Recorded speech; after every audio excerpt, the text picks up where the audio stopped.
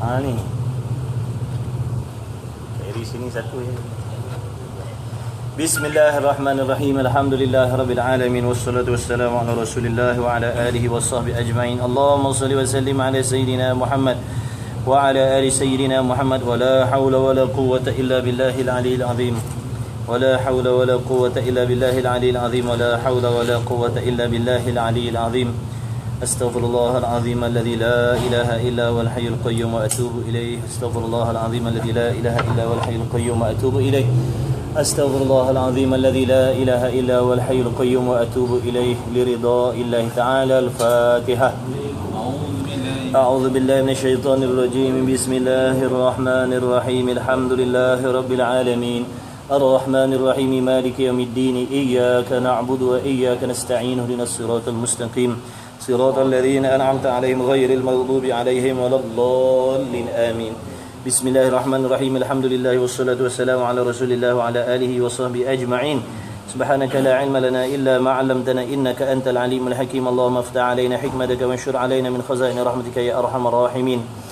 ربنا زدنا علما وفهما يا كاشف المشكلات اكشف الحجب عن وجوه هذه المعاني حتى نطلع على خفيات هذه المسائل واحفظنا من الخطأ والضلال فأنت موفق كل أمر وأنت علام الغيوب برحمتك يا أرحم الراحمين.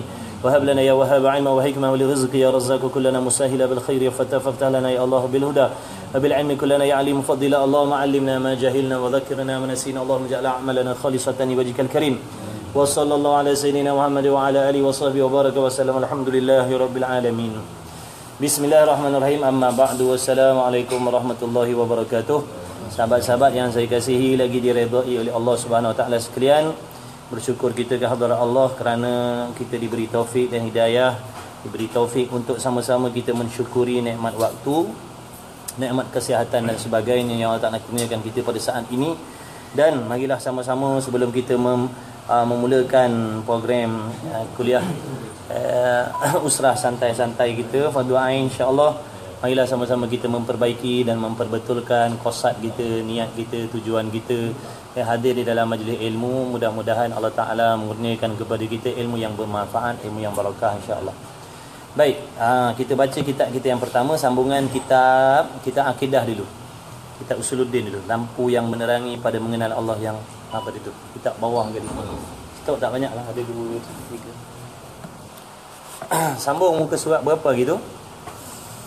Kitab Usuluddin. Usuluddin. Muka surat 8 ni. Bismillahirrahmanirrahim. Qala Syekhul Musannif rahimahullahu taala wa nafa'ana bi'ulumi fid dharain amin. Sabda Nabi sallallahu alaihi wa alihi wasallam di dalam hadis yang sahih, buniyal islamu ala khamsin, syahadati an la ilaha illallah wa anna muhammadar rasulullah wa iqamis salati wa ita'iz zakah wa shaumi ramadhana wa hajjil baiti man istata'a ilaihi sabila. Baik. Arti sabda Nabi sallallahu alaihi wasallam, dibinakan pekerjaan Islam itu di atas 5 perkara. Yakni untuk membentuk Islam yang sempurna, wajiblah bagi tiap-tiap laki-laki dan perempuan yang muslim, yang mukallaf, mendirikan 5 perkara ni. Mana yang pertamanya menyaksikan dengan lidah kita tiada Tuhan melainkan Allah Subhanahu wa taala. Baik, tiada Tuhan. Apa maksud Tuhan tu? Siapa yang dikehendaki dengan makna Tuhan tu? Tuhan ni di antara sifatnya secara umum ialah yang bersifat dengan istighna dan iftiqaru ilaihi masiwahu. Maknanya istighna ni makna bersifat dengan maha kaya. Apa maksud maha kaya? Tidak berkehendak kepada segala sesuatu dan tidak berhajat kepada segala sesuatu. Itu secara umumnya. Yang dipanggil Tuhan ni, dia mesti memiliki sifat istighna, makna terkaya. Apa maksud terkaya? Dengan mana dia tidak berkehendak kepada yang menciptakan dia, dan dia tidak berhajat untuk menumpang sesuatu yang lain. Itu yang dikehendaki dengan istighna, maha kaya. Kemudian satu lagi, iftiqaru ilaihi masiwahu, Dengan makna selain daripada Allah, selain daripada Tuhan, semua berkehendak dan berhajat kepada dia.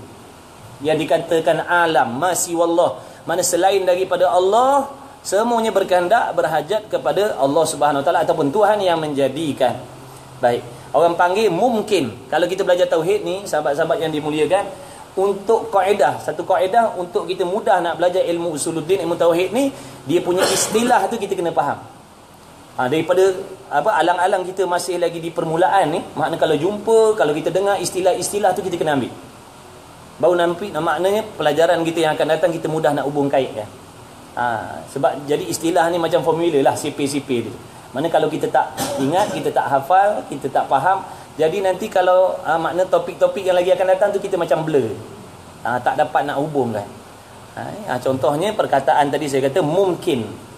Mungkin ni tiap-tiap sesuatu yang terima pada akal ada dan tiadanya. Tiap-tiap sesuatu yang boleh ada dan boleh tiada. Mana adanya akal kita boleh terima, tiadanya pun akal kita boleh terima. Itu namanya mungkin. Mungkin. Adapun kita yang dah dijadikan ni namanya makhluk. Dia beza sikit. Makhluk ni tiap-tiap sesuatu yang asalnya terima ada dan terima tiada, tapi yang telah dijadikan. Maka namanya makhluk. Makna Melayu makhluk ni yang telah diciptakan. Contoh, sekarang saya ada anak seorang. Yang seorang ni namanya makhluk. Yang nombor 2, nombor 3 yang belum ada tu, itu dipanggil mungkin. Makna sesuatu yang boleh jadi ada, boleh jadi tiada. Jadi itu namanya mungkin. Jadi menyaksikan bahawasanya tiada Tuhan melainkan Allah. Makna tidak ada yang memiliki segala sifat-sifat ketuhanan. Ni yang kita nak belajar dalam kitab ni, sifat-sifat ketuhanan lah ni. Ini yang dimaksudkan dengan mengenal Allah Subhanahu Wa Taala. Yang dimaksudkan mengenal Allah Taala itu ialah kita mengerti, kita memahami dan kita mengetahui serta kita mengiktikadkan, makna berpegang sungguh-sungguh dalam hati akan sifat-sifat yang wajib bagi Allah. Sifat yang wajib bagi Allah. Maksud wajib di situ, sahabat-sahabat yang saya kasihi sekalian, maksud wajib di situ wajib akli. Wajib pada akal. Nanti kita akan belajar hukum akal. Hukum akal dia ada 3. Yang pertama wajib, yang kedua mustahil pada akal, yang ketiga harus pada akal. Baik, apa makna wajib pada akal? Wajib pada akal ni ialah sesuatu perkara yang akal kita tidak terima tiada. Makna akal kita tak boleh terima tiada benda tu. Akal kita tidak boleh terima tiada benda tu. Akal kita tak boleh terima tidak berlakunya, tidak terjadinya. Bahkan akal kita menghukumkan mesti ada. Mesti ada. Tak boleh tiada. Itu yang dimaksudkan dengan wajib pada akal. Ini pengenalan hukum akal ni mesti kita kena tahu. Sebab ini di antara orang panggil kaedah untuk kita mempelajari sifat-sifat yang wajib bagi Allah Ta'ala ni. Di antara benda yang mesti kita kena faham, hukum akal. Hukum akal ni dia tak banyak, 3 ni je. Wajib pada akal, mustahil pada akal, harus pada akal. Wajib pada akal apa? Yang ni perkara yang mesti ada, mudahnya. Perkara yang mesti ada. Sedia kala lagi mesti ada. Sentiasa ada dan selama-lamanya mesti ada. Itu maksud wajib pada akal. Mana contoh? Contohnya Tuhan. Tuhan ni mesti ada sedia kali lagi. Dan sentiasa ada dan kekal ada sampai bila-bila pun. Itu termasuk dalam perkara wajib pada akal. Wajib akli. Wajib akli yang ni perkara yang mesti ada. Nak kata, kita nak katakan kadang-kadang Tuhan tu tiada, tak boleh. Kadang-kadang dia hilang, kadang-kadang dia binasa, tak boleh. Sebab Tuhan ni wajib. Benda yang mesti ada. Pencipta ni mesti ada. Sebab tu dulu zaman jahiliah, sebelum adanya Rasul, mereka ada yang percaya bahawasanya ada Tuhan yang menjadikan alam. Mereka percaya ada yang menjadikan alam ni, cuma tak tahu siapa nama dia. Bezanya umat yang dah diutuskan Rasul, mereka percaya adanya Tuhan dan mengetahui siapa nama Tuhan tu, iaitu Allah Subhanahu Wa Taala. Siapa yang mengkhabarkan, yang menceritakan kepada kita yang menjadikan alam ini? Allah. Rasul lah. Kalau tidak adanya Rasul, manusia hanya memahami bahawasanya alam ni, kewujudan alam ni ada yang menjadikan, cuma tak tahu siapa. Dengan sebab tu pada waktu dulu kepercayaan terhadap Tuhan tu macam-macam. Dia tengok benda tu power, dia kata Tuhan. Api Tuhan, matahari Tuhan, bulan Tuhan. Makna pada mereka menganggap inilah Tuhan. Jadi di antara hikmah diutuskan Rasul nak memperbetulkan kepercayaan manusia terhadap Tuhan tu. Maknanya Tuhan tu bukan seperti bulan, sifat dia. Tuhan tu bukan seperti matahari dan sebagainya. Itu yang nak diajarkan di dalam ilmu usuluddin, ilmu tauhid. Ilmu tauhid ni ilmu yang nak menceritakan tentang akidah kita terhadap Allah, terhadap Rasul, terhadap hari kiamat dan sebagainya. Kepercayaan dalam hati yang mesti betul. Dalam hati kita, kepercayaan dalam hati kita ni mesti betul. Tak kira laki-laki, tak kira perempuan, tak kira apa pekerjaan kita, apa hobi kita, maknanya akidah mesti betul. Sebab akidah ni lah yang kita nak bawa balik besok. Kita orang Muslim, kita orang mukmin ni percaya, yakin akan adanya hari kiamat, adanya soal munkar nakir nanti, adanya timbang amal dan sebagainya, ada syurga dan neraka. Itu bezanya kita orang mukmin. Maknanya bab akidah ni ikutlah apa hobi kita, benda ni kita tak boleh abaikan. Benda ni kita tak boleh abaikan. Sebab satu masa nanti kita nak pakai benda ni. Mana kehidupan kita satu lagi besok, iaitu selepas daripada mati. Selepas daripada mati. Mati tu bila? Bila-bila boleh jadi malam ni. Siapa yang yakin dia boleh hidup sampai besok? Tak ada seorang pun berani nak nak angkat tangan bahasanya besok dia hidup lagi. Tak. Andai kata kita mati malam ni lah kita akan jumpa benda yang dijanjikan oleh Allah dalam Quran tu. Andai kata malam ni kita mati, malam ni kita akan jumpa benda tu. Sama ada benda baik yang dijanjikan ataupun benda buruk yang dijanjikan. Bukan nanti hari kiamat yang tu, itu cerita lain. Maknanya permulaan alam akhirat tu adalah kematian lah. Barang siapa yang dah mati tu, maknanya sekarang ni dia dah ada di alam akhirat, sementara nak menunggu kiamat yang sebenar. Sebab tu kita benda ni kita tak ada nak abaikan. Benda ni mesti kita kena ambil peduli, ambil berat. Alam akhirat kan? Start alam akhirat tu dia start maknanya satu hari sana hidup 1000 tahun kan? Start dia semua. Maknanya itu nak dihitungkan makna lamanya akhirat tu. Nisbahnya satu hari akhirat 1000 tahun dunia. Kan? Maknanya sekarang dunia baru 2000 bro. Ramai dah berjuta, bilion orang mati dah. Walhal kalau nak dinisbahkan dengan waktu akhirat baru 2 hari. Baru 2 hari lebih kurang. Macam mana kita nak menghadapi kesusahan, kepayahan yang mana atas dunia ni pun kita tak sanggup nak duduk dalam, tak selesa walaupun sekejap kita tak sanggup. Nak ada kipas, nak ada terang.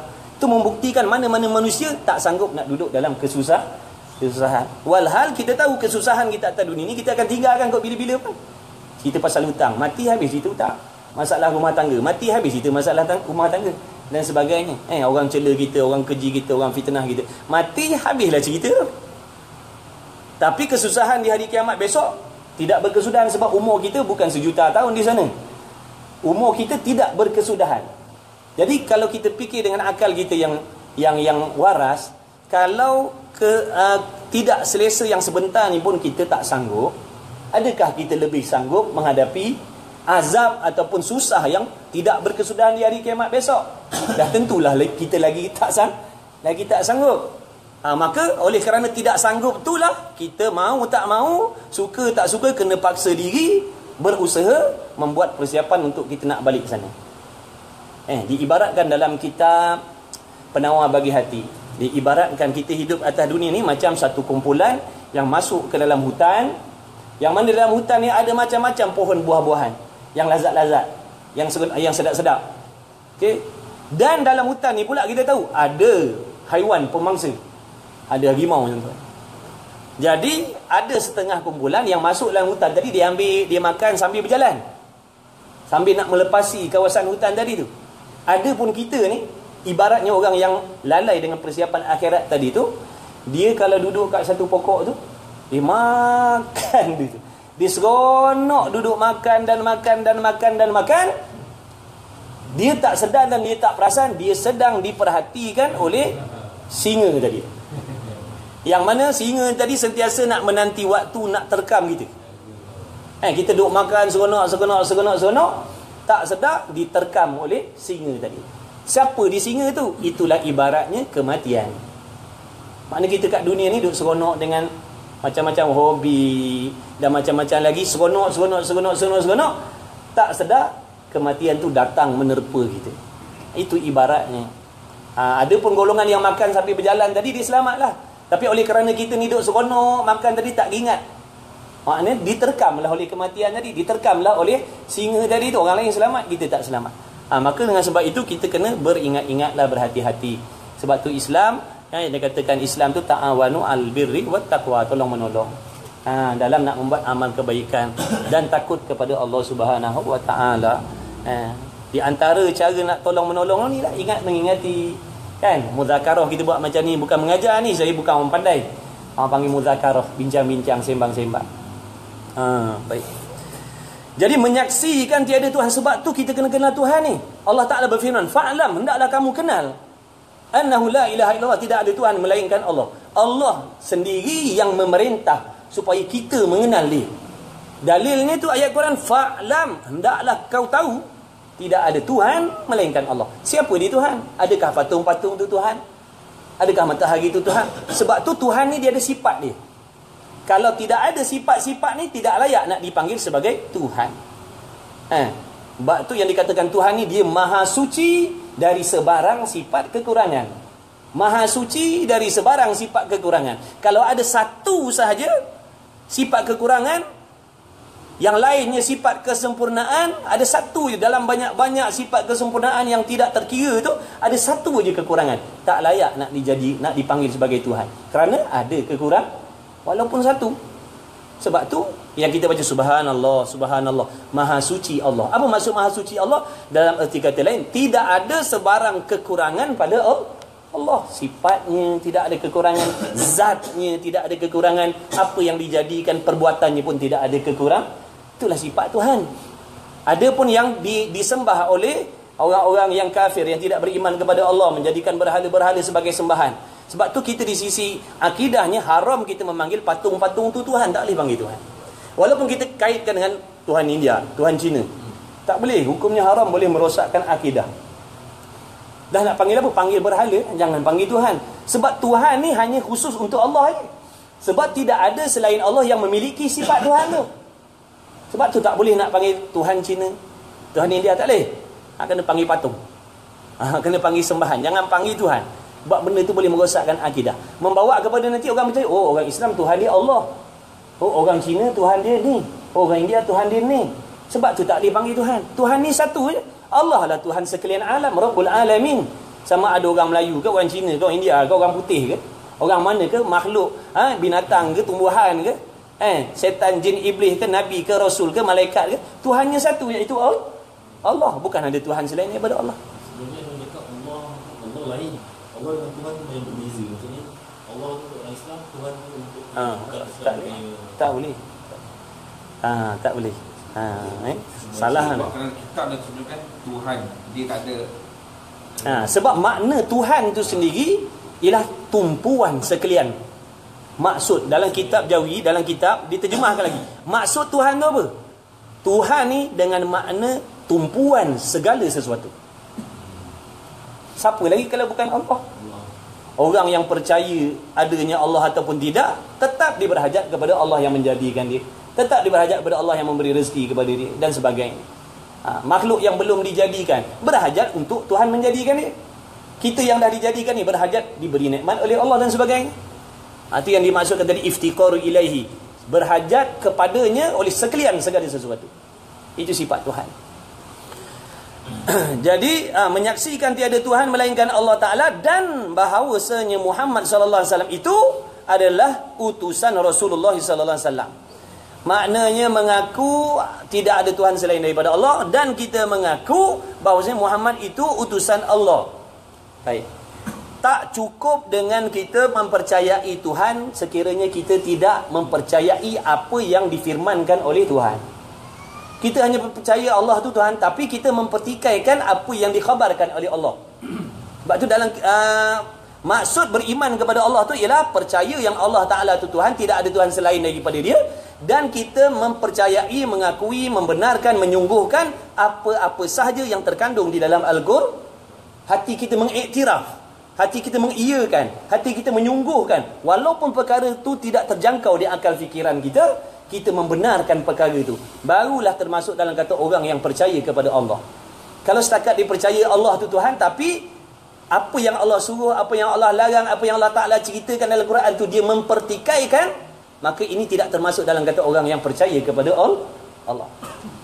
Sebab kalau kita mempertikaikan perkataan ataupun kalam Allah dalam Quran tu, samalah artinya kita mempertikaikan Tuhan empunya Al-Quran tu. Siapa dia? Allah lah. Quran tu bukan Muhammad. Muhammad cuma menceritakan, Muhammad cuma mengkhabarkan. Kalau kita mempertikaikan apa yang ada dalam Quran tu, maknanya kita mempertikaikan Allah. Lainlah Muhammad yang buat Quran lah. Lainlah Muhammad yang mengarang Quran tu. Mana kalau kita pertikaikan Quran tu, maknanya kita pertikaikan Muhammad. Ini dah Quran tu daripada Allah. Muhammad tu sampaikan. Sebab tu kita tak boleh nak mempertikaikan, mempersenda-sendakan, meragui walau satu huruf pun daripada Quran tu tak boleh. Barang siapa yang membuang satu huruf Quran tu dibuang satu, hukumnya kafir. Buang huruf kalau buang hukum. Kan? Jadi benda-benda macam ni kita perlu tahu. Kalau tak nanti tak ada rasa timbul rasa takut. Kadang-kadang orang seronok cakap, padahal dia tak sedar perkataan dia tu dah merosakkan akidah. Sebab tu mau tak mau kita kena ambil tahu benda ni. Setidak-tidaknya kita boleh kawal perkataan kita. Oh, macam ni minta maaf, aku tak berani nak cakap. Sebab akibat dia rosak akidah. Jadi kita patut tentang Ustaz majlis Qasim. Wajib. Pihak berkuasa wajib ambil tindakan lah. Wajib. Perkataan itu banyak perkataan zahir, perkataan ni dah merosakkan akidah. Orang yang like perkataan dia tu pun rosak akidah juga. Setuju dengan perkataan yang merosakkan akidah, hukumnya rosak akidah juga. Kan? Contoh dia kata apa? Allah Ta'ala ataupun dia kata apa? Tuhan tu terhasil. Terhasil ni, faham dalam makna kata terhasil ni, sesuatu yang asalnya tiada kemudian menjadi ada. Itu maksud terhasil. Kalau dah begitu, kalau dalam istilah ilmu usuluddin, sesuatu yang asalnya tiada kemudian jadi ada, namanya jirim, namanya jisim. Samalah macam kita. Kita ni asalnya tiada, dijadikan, terhasil daripada air mani. Hukum adatnya manusia itu dijadikan oleh Allah daripada air mani. Dah kalau Allah Ta'ala tu pula terhasil, terjadi, maka tidak ada perbezaan di antara kita dengan Allah. Allah pun bersifat baharu, kita pun bersifat baharu. Sedangkan dalam Quran dah bagi tahu walam yakul lahu kufuwan ahad, dia tidak menyamai dengan sesuatu. Laisa kamitslihi syai'un, dia tidak menyerupai dengan sesuatu. Kalau dikatakan Allah dijadikan, Allah terhasil, kita pun terhasil, apa perbezaan di antara kita dengan Allah? Makna ni dia, bila kita menyamakan, ini yang dipanggil syirik. Mensyirikkan ni makna menyamakan. Walaupun dia tak percaya ada Tuhan yang lain, tapi contoh, dia kata Allah tu terjadi.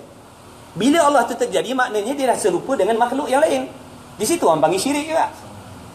Ataupun kita menyamakan sifat Tuhan. Contoh, kita kata ada suatu makhluk yang ilmunya sama macam Allah. Syirik tak? Syirik pula. Syirik apa tu? Dia mensyirikkan sifat Allah dengan yang lain. Walaupun dia kata tidak ada Tuhan yang lain, tapi dia kata ada satu benda yang ilmunya sama macam Allah. Sama ni orang panggil syirik. Mensyarikatkan, menyamakan. Perkataan macam tu rosak kita. Patut pihak bertanggungjawab wajib ambil tindakan. Sebab dia ni akan orang panggil jadi asbab, orang lain akan terikut. Sebab tu dalam hukum Islam dalam Quran tu, dalam bab jinayat tu, hukum hudud tu, barang siapa yang murtad, wajiblah pihak berkuasa, pemerintah maknanya raja Islam, memaksa mereka memeluk agama Islam kembali. Wajib dipaksa masuk Islam. Diberi peluang 3 hari. Suruh bertaubat dan kembali balik kepada Islam. Seandainya mereka enggan, tak nak kembali kepada Islam, bertaubat, maka jatuh pula hukum yang lain, wajib dibunuh. Wajib dibunuh. Siapa yang mewajibkan bunuh tu? Allah Subhanahu wa Ta'ala. Sebab apa? Allah Ta'ala tahu orang jenis macam ni akan menjadi penyebab orang lain. Kita tengok sekarang masalah murtad, berapa orang dah? Tak terkira dah. Bukan kata 50,000 orang murtad, orang kata 200,000 orang murtad. Asbab dia itu dah. Apabila hukum Tuhan itu tidak ditegakkan, nak menunjukkan hukum yang direka cipta oleh manusia ni memang tidak memberi kesan apa-apa pun. Jenayah semakin meningkat, bukan makin. Dan itu sebabnya Allah Ta'ala menyuruh kita kena yakin dengan apa yang Allah suruh. Sebab yang menghasilkan kesan dan faedah itu adalah Allah. Kita sebagai makhluk ni disuruh berusaha berusaha. Allah suruh cari rezeki. Tapi kau jangan percaya yang usaha kau memberi rezeki. Allah suruh je cari. Tapi yang memberi Allah. Samalah macam hukum yang lain. Allah suruh kau laksanakan, yang menghasilkan itu adalah Allah. Kesan itu. Dan menyaksikan tiada Tuhan melainkan Allah dan bahawasanya Muhammad sallallahu alaihi wasallam itu utusan daripada Allah Subhanahu wa taala. Oleh kerana kita ni wajib beriman kepada Allah dan Rasul, maka wajiblah kita mengenal siapa dia Allah dan siapa dia Rasul. Sebab tu dalam ilmu usuluddin dia akan ajar sifat-sifat Rasul. Yang dikatakan Rasul ni, orang yang diutuskan oleh Allah ni, bagaimana sifat dia? Yang dikatakan Rasul tu bersifat benar. Benar yang macam mana? Adakah benar seperti macam kita ni? Kalau Rasul tu bersifat benar macam kita, tak layak nak menjadi Rasul. Sebab apa? Benarnya kita ni ada tempat, ada sempadan. Kan kadang-kadang dalam bab ni kita benar, tapi dalam bab lain tidak. Kadang-kadang zahirnya benar, tapi hatinya tidak. Kalau sifat benar macam ni yang ada pada Rasul, jawabnya memang tak sampailah Islam pada kita. Sebab tu dalam sifat Rasul, benar Rasul tu, segala perkataan yang keluar daripada mulutnya semuanya benar. Rasul tidak berkata sesuatu melainkan itulah hakikatnya yang terjadi. Kalau Rasul kata di antara perkataan Rasul, dalam majlis ilmu berhimpun para malaikat di dalam majlis ilmu untuk diambilkan nama-nama orang yang hadir di dalam majlis ilmu untuk diberi keampunan oleh Allah Subhanahu wa taala. Maka itu memang hakikatnya sebenar-benar terjadi. Macam sekarang ni, benda tu sedang berlaku. Nabi kata mana-mana majlis ilmu dipayungkan oleh malaikat dengan sayap-sayapnya sebagai tanda redha kasihnya malaikat dengan penuntut-penuntut ilmu dan majlis ilmu. Katanya Nabi bertindih-tindih para malaikat mengerumuni majlis ilmu daripada tempat majlis ilmu itu sampai ke langit. Inilah yang sedang berlaku sekarang. Cuma tidak dizahirkan dengan mata gitu. Itu sebab wajib kita yakin dengan yang Rasul ni benar. Benar, makna apa yang dia kata tu, itulah hakikat yang terjadi. Kerana itulah dipanggil rukun iman. Percaya kepada benda yang tak boleh dilihat dengan mata kita. Seandainya Allah Ta'ala membukakan hijab sehingga orang boleh tengok malaikat duk mengerumuni tempat ni, nescaya kosong di tempat-tempat yang lain. Kosong tempat yang lain. Tapi oleh kerana benda tu dirahsiakan oleh Allah. Allah Ta'ala nak menguji sejauh mana keyakinan dan kepercayaan manusia terhadap apa yang dikhabarkan oleh Rasulullah SAW. Rasul tak bercakap melainkan wahyu daripada Allah. Makna yang suruh cakap macam tu adalah Allah. Itu orang panggil wahyu. Rasul tak bercakap melainkan wahyu. Itu di antara wahyu Allah. Maka kemudian menyaksikan tiada Tuhan yang berhak disembah dan bahawasanya Muhammad itu utusan Allah. Bukan saja kita memperkatakan pada lidah kita, bahkan hati membenarkan. Kalau tak, nanti kita jadi munafik. Munafik ni dia bercakap dengan lidah tapi hatinya tak percaya. Itu munafik. Macam orang kafir, orang Yahudi Nasrani. Dia tahu, dia faham, dia kenal siapa dia Muhammad. Sebab dalam kitab-kitab yang terdahulu dah diceritakan tentang Muhammad ni. Yang faham Muhammad tu siapa. Dalam kitab dah bagi tahu dia Rasul yang terakhir, akan membawa Al-Quran. Maknanya wajib semua duk ikut kepada dia nanti. Mereka tahu, tapi oleh kerana hatinya tidak mempercayai benda tu, maka dia tetap dikira kafir di sisi Allah walaupun dia tahu. Nampak tak? Jadi beza, mengetahui lain, mengimani lain. Mengetahui ni makna maklum, beriman ni makna percaya hati. Hatinya percaya dengan apa yang kita tahu, itu baru panggil beriman. Kalau kita setakat tahu Quran tu tapi hati kita tak percaya dengan Quran, tetap tak beriman walau sembahyang 5 waktu pun. Walaupun kita sembahyang 5 waktu. Dan mengeluarkan, mendirikan sembahyang. Faham makna mendirikan? Mendirikan sembahyang ni ialah melaksanakan sembahyang seperti mana yang disuruh. Itu maksud mendirikan sembahyang, bukan sekadar sembahyang. Mendirikan ni makna kita buat, laksanakan sembahyang tadi cukup syarat-syarat dan rukun ni. Daripada bab bersuci sampailah salam, semua kena ikut dia punya undang-undang ni. Bersuci, mengangkat adab besar. Bila nak mengangkat adab besar kan melibatkan air. Kena belajar pula bab air. Bab air ada macam-macam jenis kan. Air mustakmal lain, air musyammas lain, air mutanajis lain, air mutlak lain. Air mana yang boleh digunakan untuk mengangkat hadas besar tu? Air yang mana yang boleh digunakan mengangkat hadas kecil? Berwuduk. Kemudian apa lagi syarat-syarat yang mewajibkan kita semayang? Masuk waktu contohnya, menghadap kiblat contohnya, suci pakaian dan tubuh badan kita dan tempat semayang daripada najis, menghadap kiblat dan sebagainya. Itu syarat-syarat. Syarat-syarat ni sebelum daripada semayang dah ada dah. Dan dikekal sampai dalam semayang. Itu bezanya syarat dan rukun. Syarat sebelum semayang dia dah mesti ada dah. Dan dibawa sampai dalam semayang. Contoh bersuci kan. Sebelum semayang kita dah kena bersuci lah. Sampai dalam semayang pun mesti bersuci. Okey, kemudian apa lagi? Yang dikatakan rukun. Rukun ni sebelum semayang tak ada. Dia ada waktu solat sahaja. Itu dia panggil rukun. Rukun qauli. Rukun qauli makna perkara-perkara yang wajib dibacakan dalam semayang. Rukun fi'li makna perbuatan-perbuatan yang mesti dilaksanakan dalam semayang. Itu nama rukun fi'li. Kemudian ada sunat pula. Sunat pun ada dua. Sunat ab'ad, sunat hay'ah. Di sisi mazhab kita Syafi'i, ada benda-benda ni. Jadi bila kita melaksanakan sembahyang ikut daripada A sampai Z tadi, baru termasuk dalam kata mendirikan sembahyang. Baru masuk dalam kata mendirikan sembahyang. Mana kalau kita sembahyang, kita mengabaikan syarat, kita tak peduli, rukun pun kita buat tak kisah, tak tahu, kita main sembahyang aja, makna kita belum mendirikan sembahyang. Tetap benda itu menjadi hutang atas diri kita sampai hari kiamat besok. Sebab tu sembahyang yang kita buat dengan tak betul tu adalah hutang bagi diri kita. Sebab tu wajib kita belajar, perbaiki dan mengqadakkan sembahyang kita. Menggantikan sembahyang kita tu secara beransur-ansur. Sebab solat yang didirikan dengan tidak mematuhi syarat dan rukun tu tidak sah. Tak sah. Dan berpuasa di dalam bulan Ramadan dan menunaikan haji di Baitullah. Di Mekah sanalah kalau ada Kaabah kat Pahang ke, kat Syalam ke, tu bukan. Tu bukan. Dia kata buat apa nak buang duit banyak, sinilah belanja murah ni. Belakang rumah ada Kaabah kita buat kat situ aje. Kemudian bagi mereka yang kuasa kepadanya akan jalan habis. Inilah hadis yang menjadi dalil di sisi kita orang Islam yang dikatakan rukun Islam.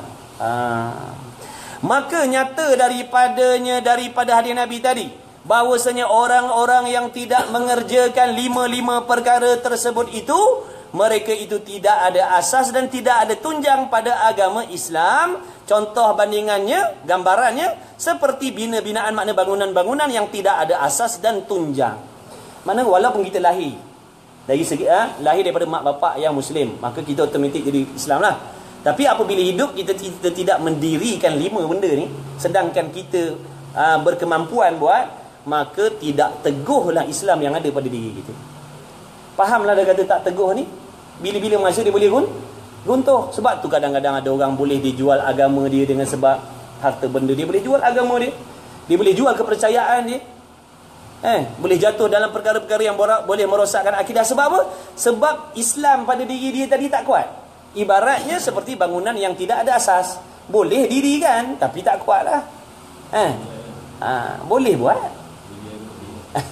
Boleh buat bangunan dengan tak ada tiang, tapi setahan mana? Jadi kita ni walaupun lahir dalam bentuk daripada Islam, lahir sebagai orang Islam, tapi dugaan yang datang kepada kita tu ibaratnya macam angin ataupun banjir. Makna kalau diri kita tu, Islam yang ada pada diri kita tu tidak teguh, tidak kuat, itu yang terjadi, keluar daripada agama Islam, pandang agama lain lebih baik daripada agama Islam dan macam-macam lagi. Sebab apa jadi macam tu? Sebab tidak teguh. Islam yang ada pada diri dia tu tak kuat. Sebab tu dia boleh tukar agama. Dan kadang-kadang bukan sebab dia tak faham. Itu tadi, hatinya tak percaya dengan apa yang dia dah faham dengan Islam. Sebab tu dia boleh berubah. Kalau tanya dia, kan ada kes budak sekolah agama murtad, kan? Sebab apa? Padahal dia belajar agama. Mana silap situ? Silapnya apa? Dia mengetahui tapi tidak meyakini. Dia hanya tahu tapi dia tak yakin. Sebab tu dia boleh ambil keputusan keluar daripada agama Islam. Anggapan mereka apabila keluar daripada agama Islam ni tidak ada dosa dan pahala. Tanggapan mereka bila keluar daripada agama Islam, arak tak berdosa, judi tak berdosa. Padahal yang tidak Islam pun tetap dipanggil mukallaf juga. Orang yang tidak Islam ni pun akan diazab oleh Allah besok sebab dosanya minum arak, dosanya berzina dan sebagainya. Bukan yang kena azab ni orang Islam ni. Yang tidak Islam tu pun akan diazab sebab tak solat, sebab mendedahkan aurat, sebab minum arak, sebab berjudi. Sebab mereka mukallaf. Mukallaf ni orang yang ada 4 syarat tadi tu. Berakal, baligh, sampai seruan agama Islam, dan dia boleh mendengar ataupun boleh melihat. Benda ni ada pada orang kafir. Cuma bezanya dia orang tak sah nak buat. Sebab syarat sah nak buat ibadat mesti Islam. Tapi kalau macam kalau separuh orang cakap, kalau orang selain orang Islam ni, kalau belum sampai tempoh matang ni, Balik, belum sampai. Sebelum itu dia masih Islam juga ataupun dia masih tak ada dosa ni? Dia tak ada dosa. Sebab tu anak-anak orang kafir yang mati sebelum balik, dia syurga. Dia tak ada dosa kan? Dia tak ada dosa sebab dia tak diberatkan hukum Allah lagi. Dia lepas balik juga lah maksudnya. Dia lepas balik juga. Lepas balik tu baru. Andai kata dia mati selepas pada balik, dia tak beriman, maknanya akan diazab oleh Allah lah. Tapi kalau sebelum tu, sebelum balik dia mati, maknanya dia syurga. Sama macam orang zaman jahiliah. Zaman jahiliah dulu. Makna zaman yang tidak ada Rasul. Rasul yang terdahulu pun tidak sampai syariat pada mereka.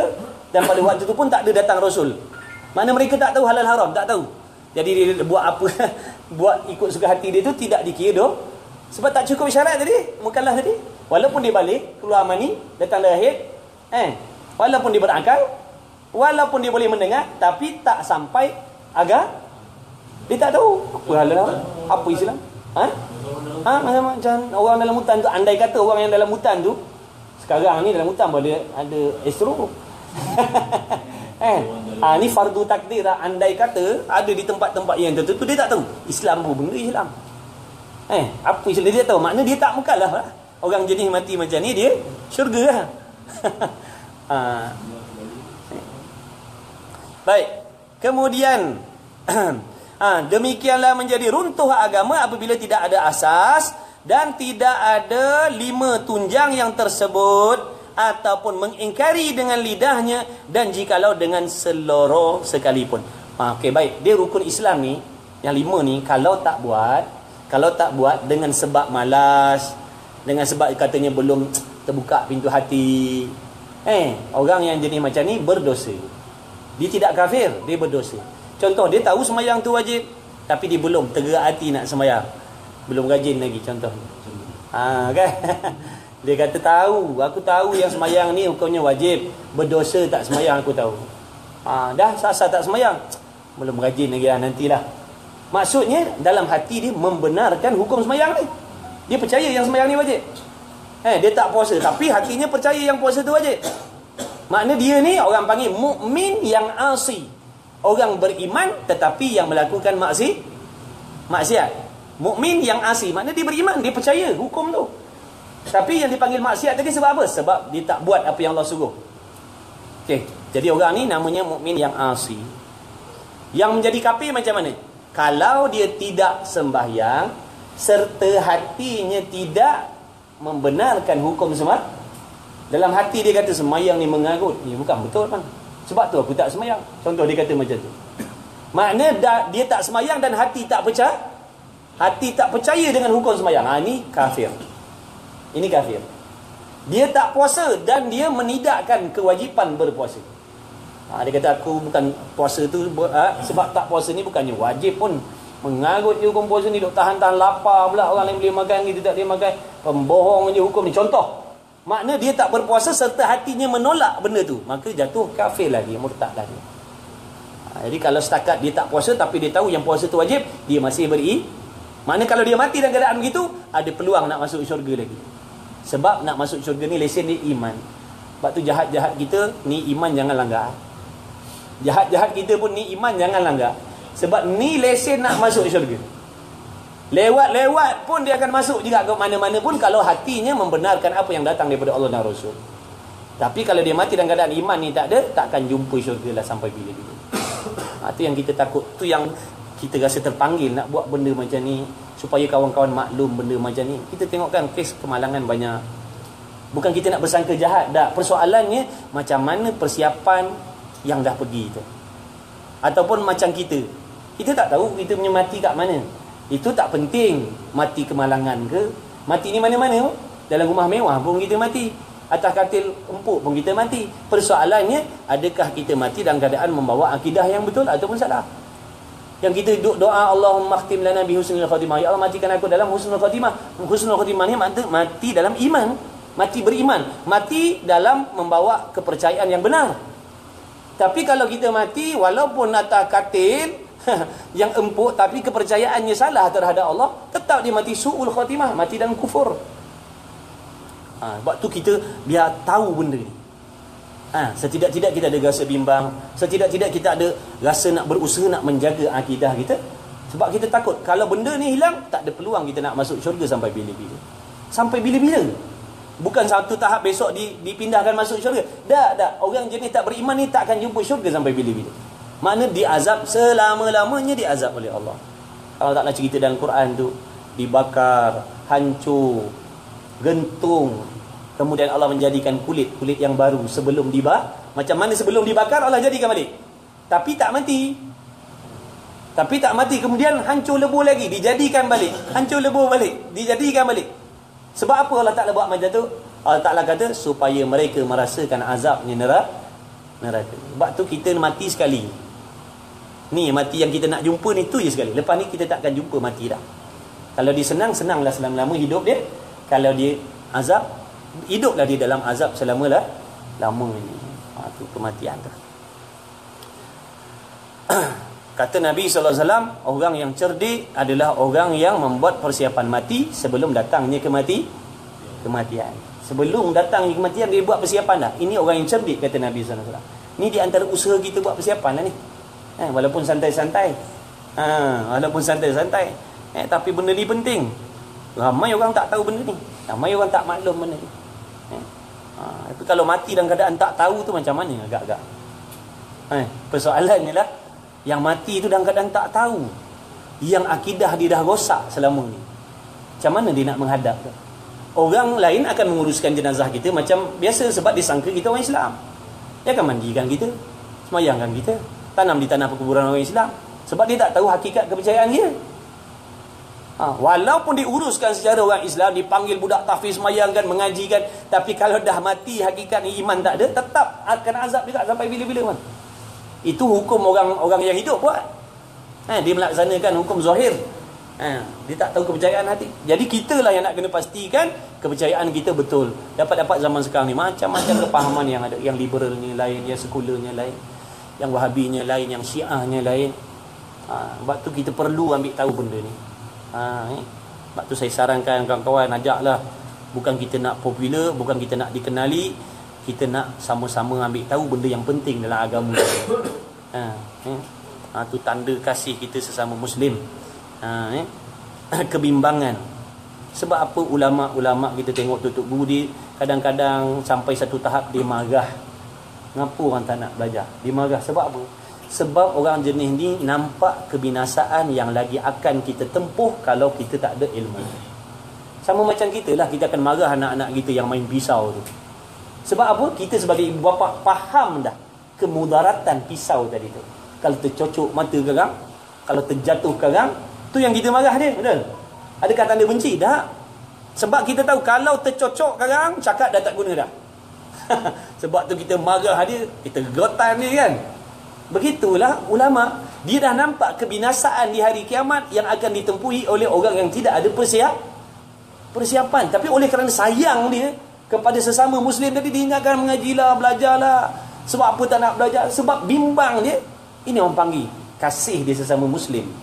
Kalau dalam hati ulama ni, kalau Nabi tu sendiri ada sifat pentingkan diri, makna kau pandai-pandai lah. Kan pandai-pandai kau lah nak cari agama tu macam mana. Tapi oleh kerana Nabi tu kasih, sebab tu dia pergi dakwah, dia pergi mengajak, sebab kasih tadi tu. Kita Islam ni ada perhubungan kasih. Muslim, saudara sesama Muslim. Kita nak selamat di sini dan nak selamat di sana. Kita nak berkawan di sini dan nak berjumpa di sana. Bukan cerita kita habis kat sini tak. Macam ni kita sini kita boleh seronok, makna kita nak seronok tak kat sana. Tapi nak seronok kat sana ada syarat dia. Kan? Makna pastikan amal kita tu betul.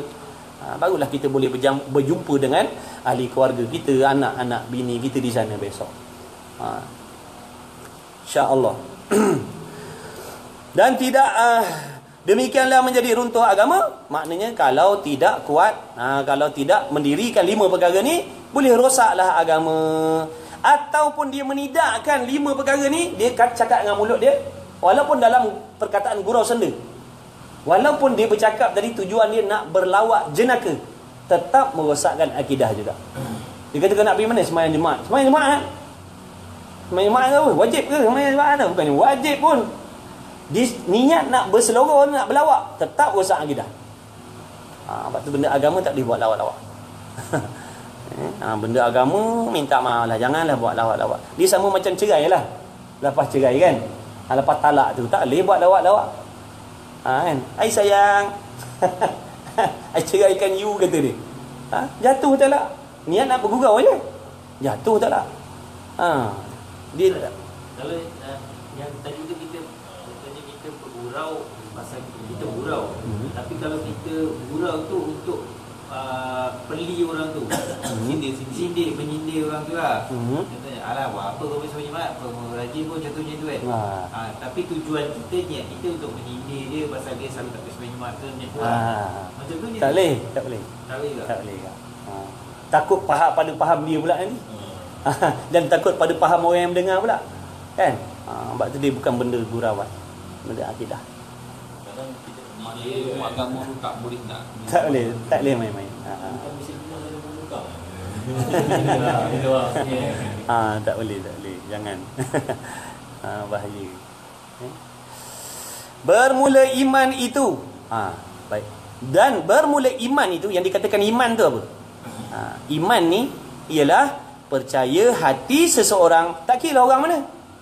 Percaya hati seseorang, tak kira orang putih ke, orang Melayu ke, orang Cina ke, tapi kepercayaan hati dia serta mengaku putus. Mengaku putus ni apa? Maknanya jazam, putus, tak berbolak-balik. Sekali ya kot Allah tu Tuhan kot, yelah tu betul, kan tak betul pula, tu tak betul tu. Makna kepercayaan yang jazam, yang putus. Sebab tu dipanggil simpulan iman. Simpulan iman, makna kepercayaan yang mesti ada dalam hati kita ni terhadap Allah dan Rasul tadi seperti simpulan mati. Pada pihak tak boleh nak buka, tak boleh nak rombak dah.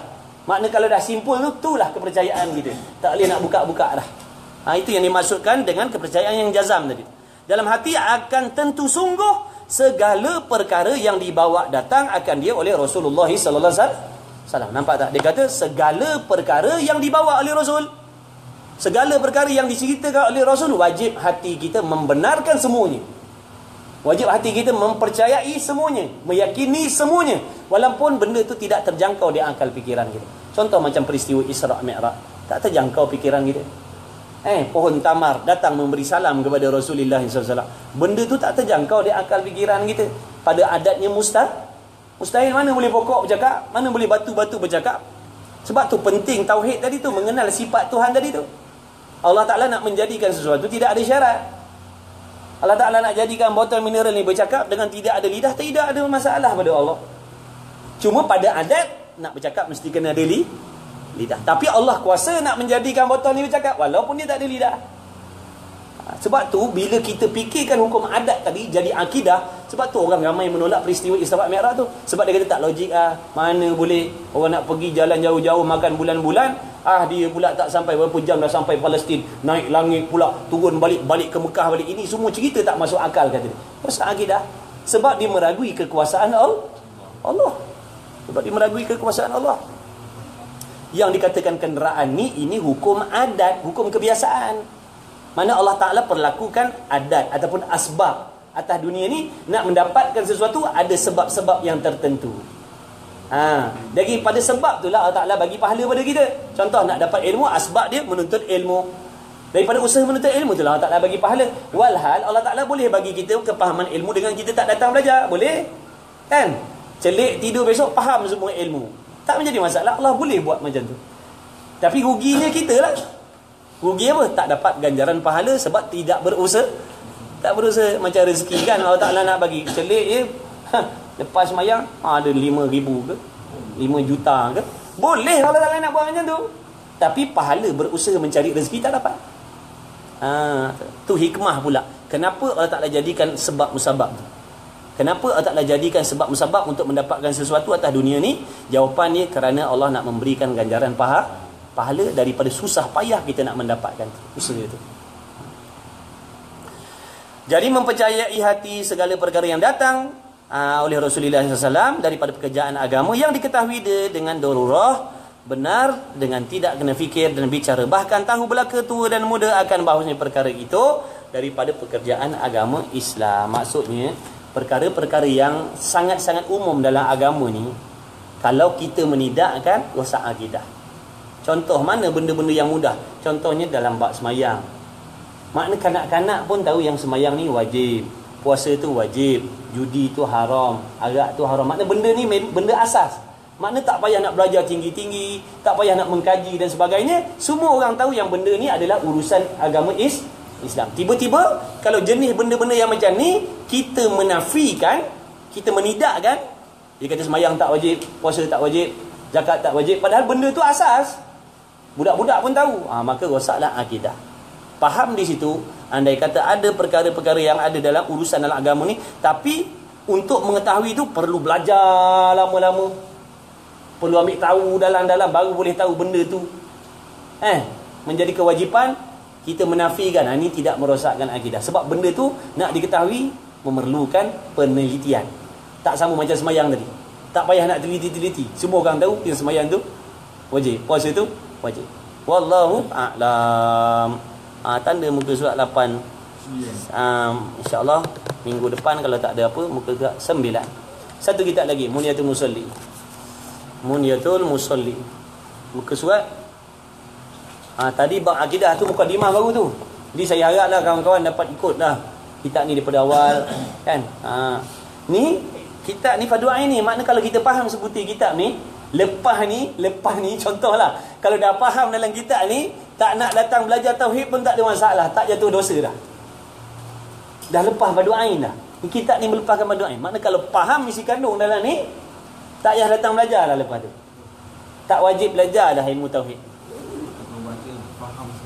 Yang dia katakan wajib belajar tu apabila tidak melepaskan fardu ain. Mana bila kita dah belajar, dah faham, makna tak belajar pun tak apa. Dia jadi sunat. Dia jadi sunat pula. Kita dah faham bab solat, dah pandai, dah terror bab solat tu kan. Mana tak wajib kita pergi belajar bab solat lah. Tapi kalau nak pergi, dapat pahala sunat. Tapi bagi yang belum tahu, wajib belajar, bukan sunat. Jadi macam kita ni, peringkat wajib belajar ni. InsyaAllah. Bab semayang pula. Bab semayang pula. Akidah betul, semayang tak betul, tak jadi juga kan. Akidah dah betul, semayang pula tak betul, pun fail juga. Muka surat apa? 32. Sikit-sikit dah 32 kan. Seminggu sekali. Sikit-sikit dah 32 dah. Dah nak separuh kitab lah. Kalau tak mulakan hari tu, muka surat 1 pun dah ada. InsyaAllah cadangan saya, habis kitab ni kita akan ulang. Makna saya akan ulang kitab ni sampai lumat. Itu niat saya. Saya tak nak alih kitab lain. Sebab tujuan kita nak belajar ni nak faham, bukan nak banyak kitab. Satu buah kitab ni faham, yang ni pun faham, yang tu pun tak apa lah. Daripada kita udah ganti kitab lain, tapi tak tahu apa benda pun, tak sampai maksud. Sebab maksud kita belajar nak faham. Daripada faham tu kita boleh perbaiki.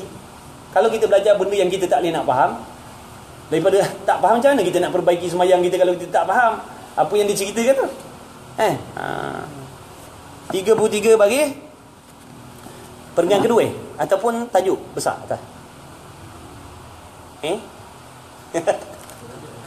Pula minum alamak. Ada santai-santai. Ni memang tak nak ngaji, memang ngantuk orang. Memang banyak dia turun je setan. Disegarkan bila? Wallahu a'lam. Wallahu a'lam, disegar macam lepas mandi. Assalamualaikum ya habibi ya maulana. Oh, semangat betul lah. Sampai juga InsyaAllah. Bismillahirrahmanirrahim. Qala Syekhul Musannif rahimallahu taala. Kita pun ngantuk ke tak? Wa nafa'ana bi'ulumi fid darain amin. Kebesaran dan ketinggian solat semayang. Jadi bagi kita orang yang menunaikan solat, mestilah kita kena tahu apakah kebesaran sembahyang dan ketinggian darjat sembahyang. Barulah kita berminat nak buat dia. Barulah kita berasa rugi kalau tak buat. Barulah kita berasa minat nak buat, berasa rugi kalau tak buat. Apabila kita dah tahu kebesaran dia dan kita mempercayai kebesaran solat yang dikhabarkan oleh Rasulullah sallallahu alaihi wasallam. Boleh kita mikir panjang kalau tak nak buat. Kata setengah ulama, telah sampai kepada kami khabar, makna hadis, bahawasanya Allah Subhanahu wa taala membahagi akan segala amal sembahyang atas 40 saf daripada malaikat. Ada hadis yang menceritakan Allah Ta'ala memerintahkan kepada para malaikat yang sebanyak mana? Sebanyak 40 saf. 40 saf di kalangan malaikat, Allah Ta'ala perintah menunaikan sembahyang. Pada tiap-tiap saf, makna daripada 40 saf tu, 40 lain, tiap-tiap satu lain tu ada 70,000 malaikat. Satu lain 70,000.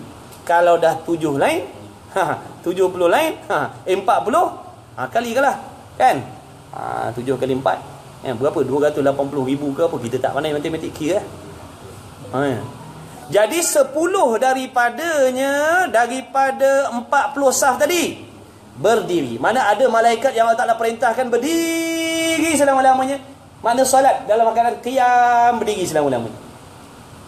Dan tiada rukuk. Dan 10,000 pula rukuk, tiada sujud. Yang rukuk, yang berdiri. Ini ialah yang dilihat oleh Rasulullah SAW pada malam Isra' dan Mi'raj. Nabi tengok kelakuan malaikat, ada yang berdiri je. Ada yang rukuk, ada yang sujud. Jadi di situ timbul hasrat Nabi nakkan amalan macam ni. Walhal Allah Ta'ala dah tahu apa benda yang ada dalam hati Nabi itu. Sebab tu Allah Ta'ala jemput Nabi dan nak menghadiahkan amalan sembahyang. Di antara asbabnya Nabi terpikat melihat amalan malaikat tu. Timbul hasratnya dia nak menunaikan, nak buat apa yang malaikat buat. Jadi solat ni perbuatan malaikat asalnya. Berdiri, rukuk, iktidal, sujud, duduk antara dua sujud tu perbuatan malaikat lah. Itu cerita sembahyang kita. Ada belakang tu ada cerita. Ada belakang cerita. Habis. InsyaAllah ada cerita dia. Tiada angkat kepalanya dan 10,000-nya duduk, tiada berdiri, dan dihimpunkan akan sekalian amal mereka itu.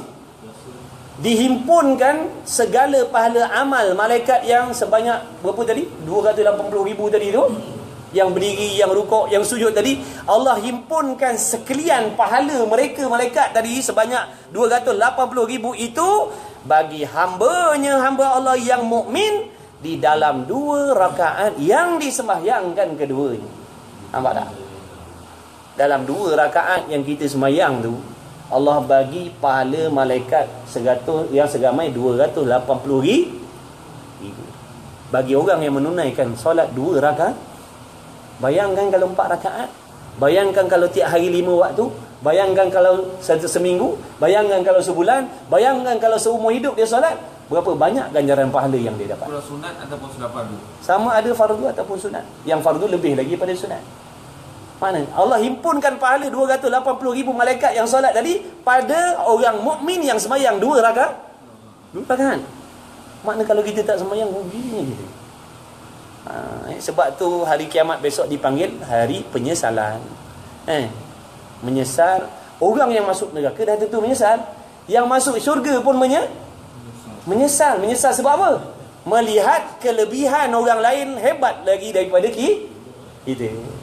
Contoh kita tengok besok di hari kiamat, kita tengok balasan Allah tak ada orang yang hebat-hebat amal ibadat. Waktu itulah timbul penyesalan. Kalau aku tahu dulu, aku akan solat banyak-banyak supaya aku dapat macam mana yang dia dapat. Orang dalam syurga pun menyesal sebab tengok pangkat darjat dalam syurga tu tak sama. Yang banyak amalnya hebat kedudukan dia, yang kurang lah. Tapi selekeh-lekeh syurga tu, selekeh-lekeh untuk orang mukmin. Orang mukmin yang last sekali masuk syurga.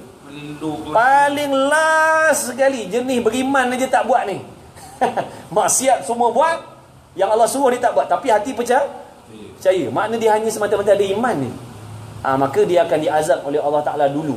Tak tahulah berapa ratus ribu juta bilion tahun, tak tahulah. Makna sehingga orang dah duduk dalam syurga tu beratus tahun, baru dia keluar kan? Last sekali. Masuk juga lah sebab dia ada iman tadi. Sebab hati dia membenarkan apa yang datang daripada Allah dan Rasul. Tapi dia azab tadi sebab dosa dia tak semayang, buat maksiat. Dia tak nak tahu. Bukan dia rasa selalu juga. Bila orang yang akan diazab, dia akan masuk syurga juga, tapi dia akan satu tanda kepala dia. Making maksudnya. Tu making. Tapi hilang juga making tu pun. Hilang. Maknanya cerita orang yang ahli neraka ni besok setelah habis, dia qadar lama mana dalam neraka tu, kalau ikut qadar dosa masing-masing. Kalau sikit dosanya pun lama, kalau banyak lagi lah lama. Tak ada istilah sekejap dalam neraka tu. Melainkan orang yang syirik je lah. Orang syirik maknanya dia wajib masuk neraka. Dia akan masuk syurga juga. Orang syirik yang beriman, kembali beriman. Okey, orang yang syirik kembali beriman, dia taubat balik, syahadah balik, wajib bagi dia neraka tu confirm, guarantee. Orang yang syirik ni memang nama dia ada tulis dah. Allah Ta'ala dah janji Allah akan mengampunkan dosa selain syirik. Makna minum arak ke, betong ke, berkapal ke, berzina tak tahu berapa ribu perempuan satu malam, tapi akhirnya dia taubat, tak kata gini. Mana orang yang buat dosa besar ni ada peluang dimaafkan oleh Allah Ta'ala. Tapi Allah janji satu ni Allah tak ampunkan. Mana? Syirik, menyengutukan Allah. Dengan makna orang yang menyengutukan Allah ni, dia wajib masuk neraka ke mana-mana pun. Walaupun dia taubat masuk kepada Islam balik, cuma dia tak kekal dalam neraka. Tapi kalau dia tak taubat, dia akan kekal selama-lama. Macam orang yang murtad tu, dia tak nak kembali pada Islam, dia akan kekal dalam neraka selama-lama. Tapi kalau dia bertaubat kembali pada Islam, dia akan masuk syurga ke mana-mana pun. Lah minit dia akan masuk juga. Sebab dia kembali beriman, bertaubat. Tak ampunkan. Wajib masuk neraka. Sebab tu tak boleh main-main. Kalau seandainya syirik ni Allah tak letakkan setarah dengan minum arak, agak-agak berapa hari orang tu syirik satu hari. Kalau dibagi kelonggaran lah, makna syirik pun Allah tak lampun dengan bila kau istighfar, agak-agak banyaklah orang yang akan sembah ikut. Makna orang akan berseronok dengan nak mensyirikkan tu kan? Sebab tu Allah bagi tahu dosa lain Allah ampunkan, tapi ni satu dah. Makna supaya kita takut, khawatir, bimbang, jangan bermudah-mudah buat benda-benda yang boleh merosakkan akidah. Sebab Allah janji Allah tak ampunkan. Taubat diterima, azab tu mesti. Lama kejap tu serah kepada Allah lah. Tapi Allah janji dah, makna neraka tu wajib mesti masuk.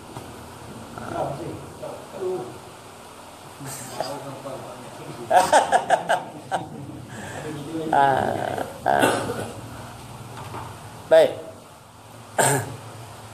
Dan dihimpunkan segalian amal mereka itu bagi hambanya yang mukmin pada 2 rakaat yang disembayangkan keduanya, maka tilik olehmu, makna fikirlah wahai orang yang beriman, akan besar pemberian Allah dan kurniaan Allah atas segala hambanya yang mukmin. Cuba kita fikir, renung sampai macam tu sekali Allah Ta'ala nak bagi kita pahala. Buatnya tak sampai 5 minit pun, tapi pahalanya 280,000 malaikat punya ibadat diberi kepada orang yang sembahyang tak sampai 5 minit. Tapi yang dapat ni orang yang mendirikan sembahyang tadi tu. Mana yang buat sembahyang dengan betul. Kalau buat dengan tak betul tak dapat. Samalah macam kelebihan orang panggil sembahyang 27 kali ganda salat berjamaah. Itu bagi orang yang buat ikut syarat dan rukun. Orang yang menjaga adab-adab. Kalau sembahyang jemaah mengabaikan adab-adab salat jemaah tak dapat 27. Yang dikatakan inna salata tanha 'anil fahsya'i wal munkar, sesungguhnya sembahyang itu akan menegah seorang itu daripada perbuatan keji dan mungkar. Itu faedah yang Allah janjikan bagi orang yang sembahyang. Makna kalau dia sembahyang betul-betul, dia akan terhindar daripada perbuatan keji dan mungkar. Makna orang yang dapat faedah ni orang yang mendirikan sembahyang dengan betul. Makna kalau kita tak solat dengan betul, sekadar buat saja, kita tak akan dapat. Makna solat tu tidak akan mengubah diri kita kepada jadi baik. Kadang-kadang tanya sebab apa aku ni masih lagi Kata semayang tu boleh murah sebab apa? Masih dengki lah, masih suka untuk khianat orang dan macam-macam lagi. Pakai buruk tak hilang. Tak hilang-hilang, tak berubah pun kita padahal kita semayang. Boleh jadi semayang yang kita buat tu tak ikut syarat dan rukun. Boleh jadi niat kita tak ikhlas. Boleh jadi bacaan kita tak betul. Boleh jadi akidah dia salah.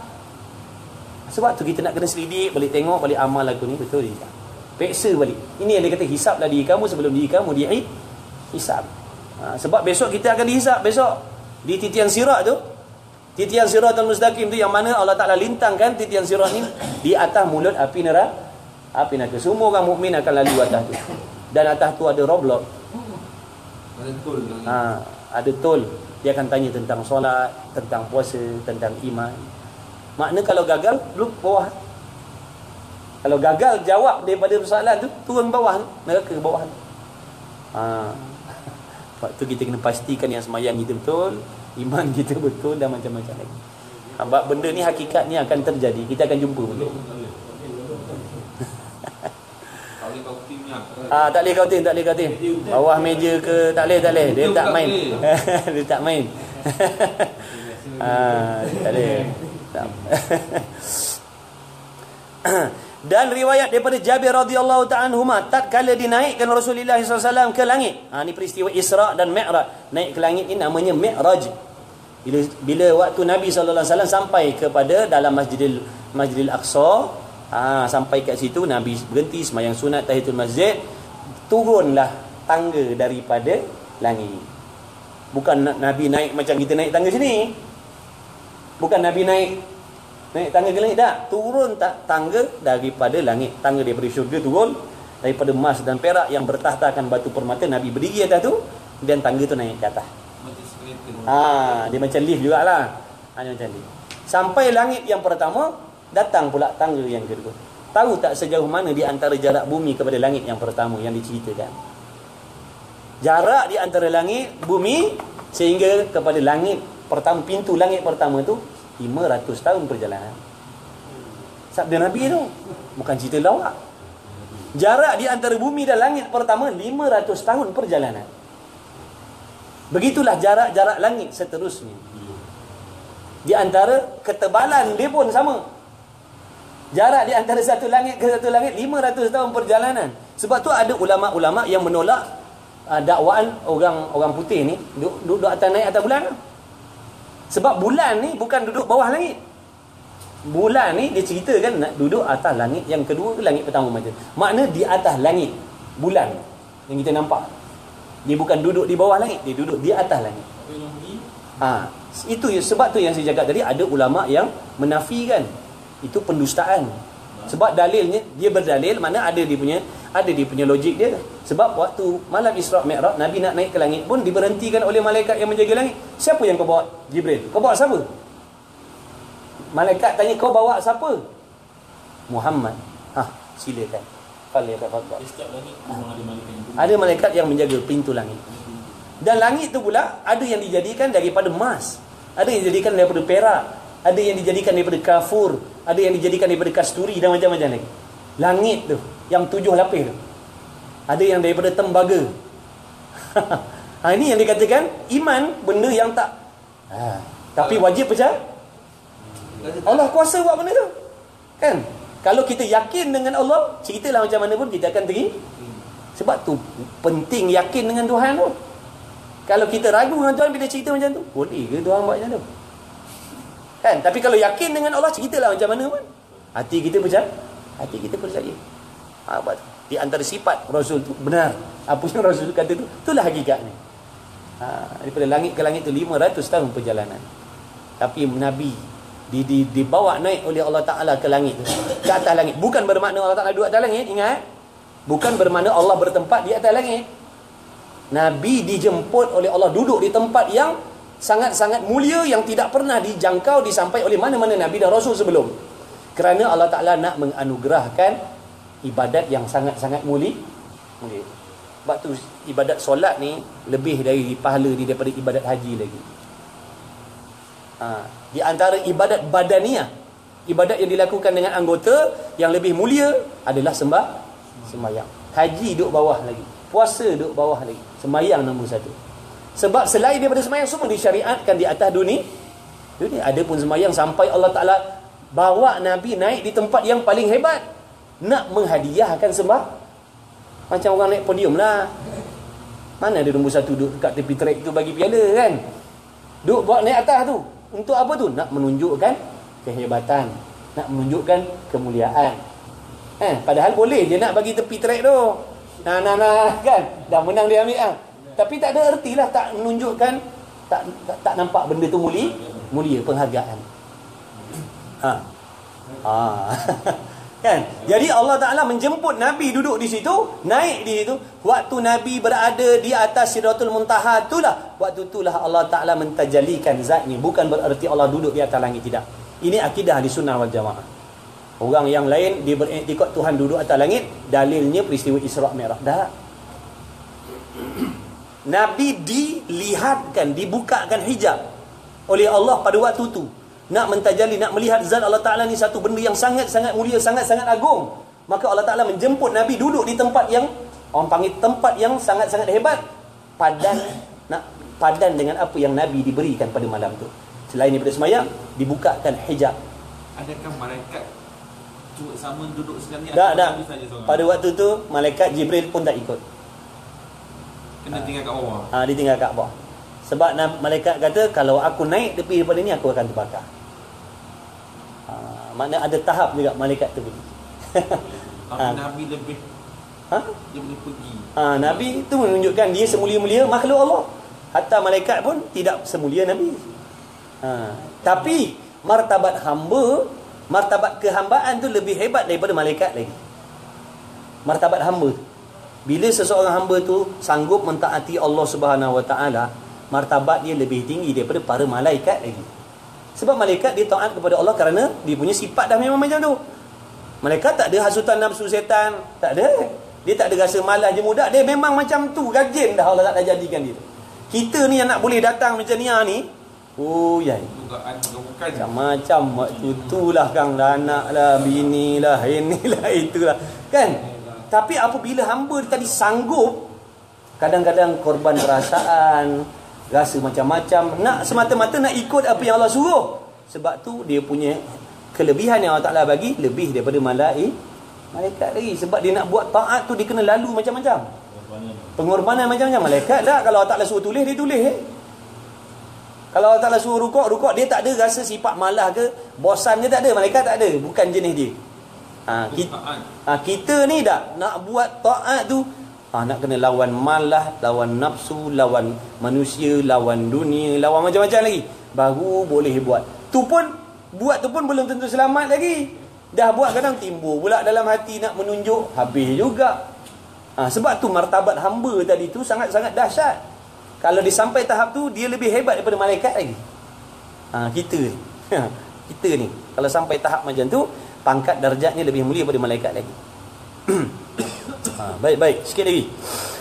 Jadi bila Nabi SAW diangkat naik ke langit, melihat ia Nabi SAW pada langit dunia, malaikat berdiri selama-lama dijadikan oleh Allah Ta'ala akan mereka itu, dan menyebut zikir akan dia, menyebut Allah Ta'ala, tiada rukuk. Yang berdiri tadi itu duduk berzikir, bertasbih kepada Allah, tak rukuk.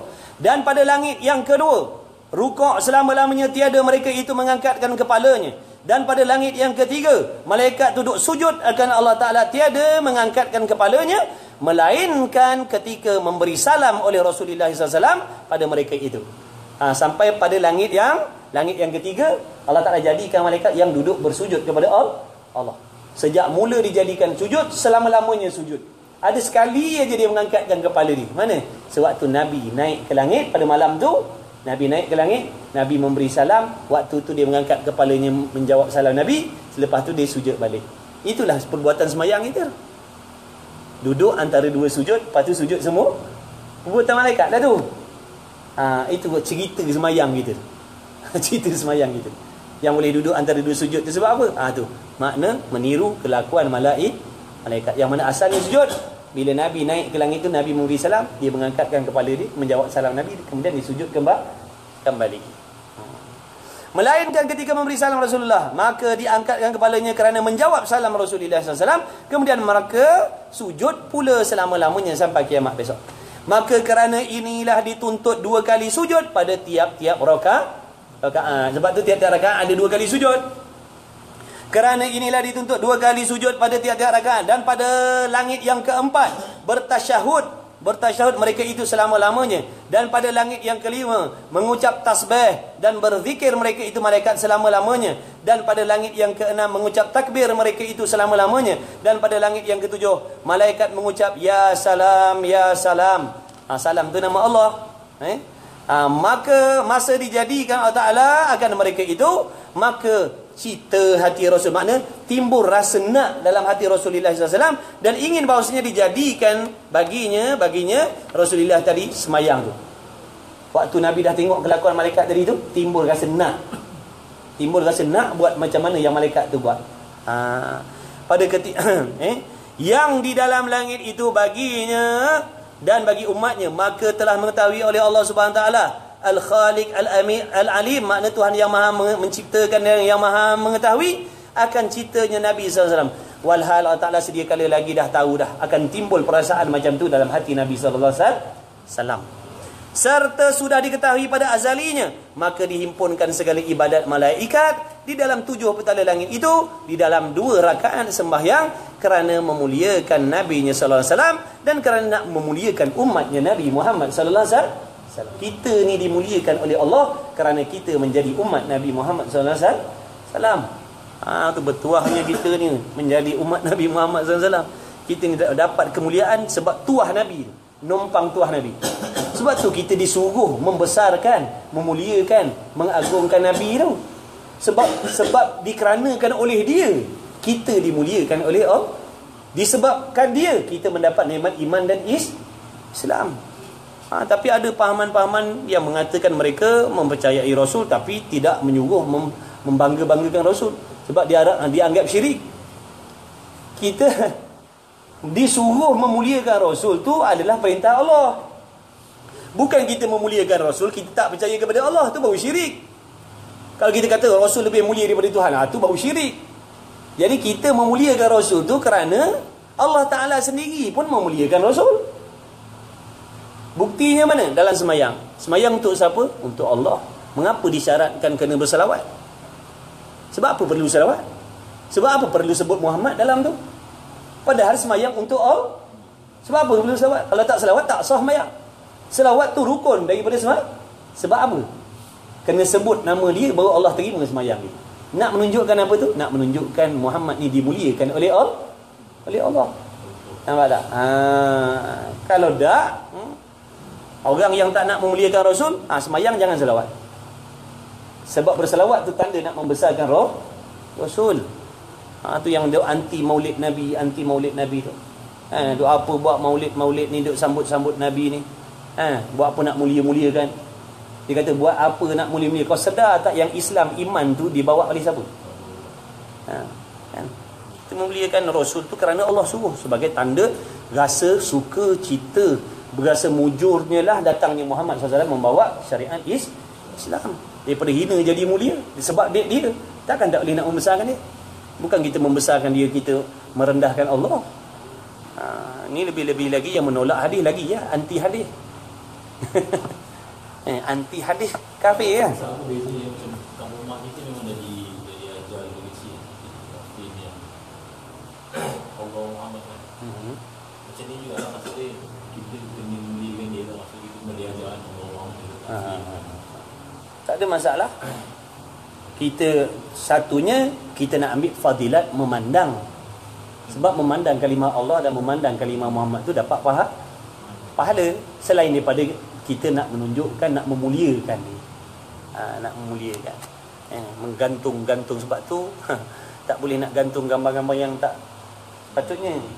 Buat dikira macam nak memuliakan. Tapi macam tulisan hal yang buat macam orang tu, boleh tu sebenarnya? Tak boleh lah, makruh hukumnya melukis ni. Dia dalam bab melukis ni ada khilaf. Ada ulama mengatakan haram, ada ulama mengatakan makruh. Yang dikatakan haram muktamad tu kalau buat patung, itu muktamad haram. Tapi yang kalau setakat melukis, Husnul makruh. khatimah, tapi dia tulis jauh. Alah, bentuk orang tu makna dah berbentuk makhluk dah tu. Makna hukumnya makruh lah. Makruh. Ada yang bentuk binatang macam-macam kan?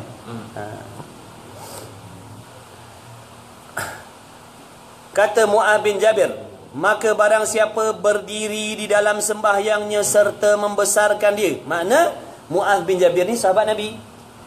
Dia kata apa? Barang siapa yang mendirikan sembahyang serta hati dia membesarkan, makna berasa apa yang dibuat ni sangat-sangat hebat daripada Allah. Merasakan kebesaran sembahyang tu, bukan merasakan kebesaran diri dah. Dia merasakan apa yang dibuat ni sangat-sangat mulia. Walaupun sembahyang sunat, tapi dia berasa sangat-sangat mulia sembahyang 2 rakaat ni. Dan ditunaikan segala rukunnya dan rukuknya dan sujudnya, adalah baginya pahala malaikat 7 petala langit. Bagi orang yang mendirikan sembahyang serta merasakan kebesaran sembahyang tu, kemuliaan sembahyang tu, dan orang yang di dalamnya daripada segala kejadian Allah Subhanahu wa taala. Habis asal usul sembahyang dan hikmah ditentukan waktu dan bilangan rakaat. 34 tanda. Dah. Lah hadap kau dah. 2.5. Biasa kelas kita habis pukul 1 kan? Tu sekarang mana? Kelas seminggu sekali. Ni seminggu sekali tapi menyamai 4 kali seminggu ni. Lagi murah. Ni ibaratnya kita mengaji 3 kali seminggu ni. InsyaAllah. Saya tanya Ustaz tadi macam Nabi yang tak sambil berani. Sama ada dia sama ada dia nampak Allah ke? Melihat zat Allah. Dia nampak Allah. Melihat zat Allah tetapi mukhalafah, tidak menyerupai dengan segala sesuatu. Dia dengar dengan Tak, bukan dengan diperlihatkan zat Allah yang mukhalafah. Jadi kalau kita belajar dalam kitab tauhid nanti baru kita faham cerita tu. Tu jangan sikit. Sebab tu dia kata mengenal Allah tadi tu. Mana bila kita dah diajarkan, dah diterangkan sifat Allah tu bagaimana, mana mudah kita nak faham benda tu. Kalau dia kata diperlihatkan Allah macam mana? Tapi bila dah faham tu, dah belajar tu, fahamlah. Dah Allah tu sifat dia mukhalafah, tidak menyamai dengan sesuatu. Tak boleh nak diceritakan, tak boleh nak digambar-gambarkan, tak boleh nak dibayang-bayangkan. Sebab dia bukan jenis udara, bukan jenis cecair, bukan jenis pepejal, bukan jenis segala sesuatu.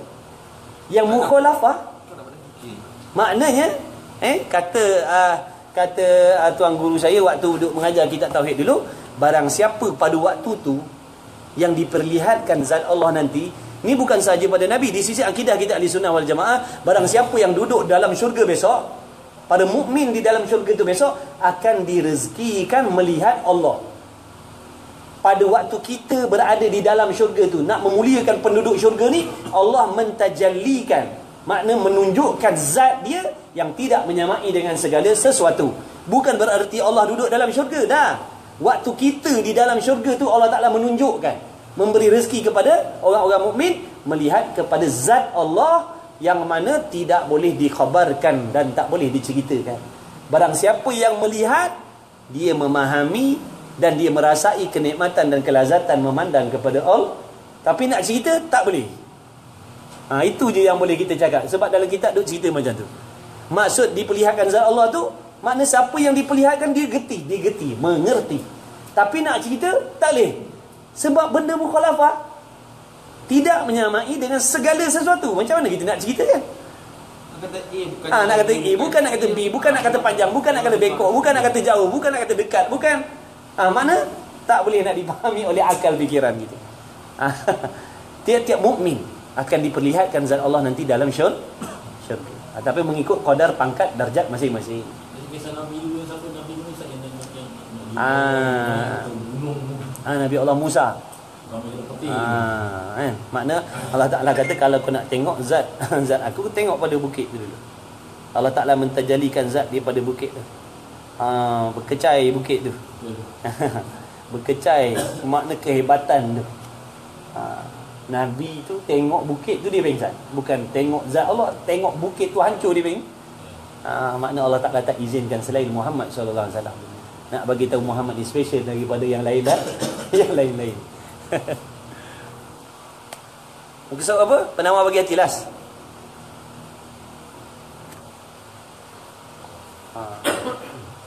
Las. Panggil dia makan lah. Lapar balik ni.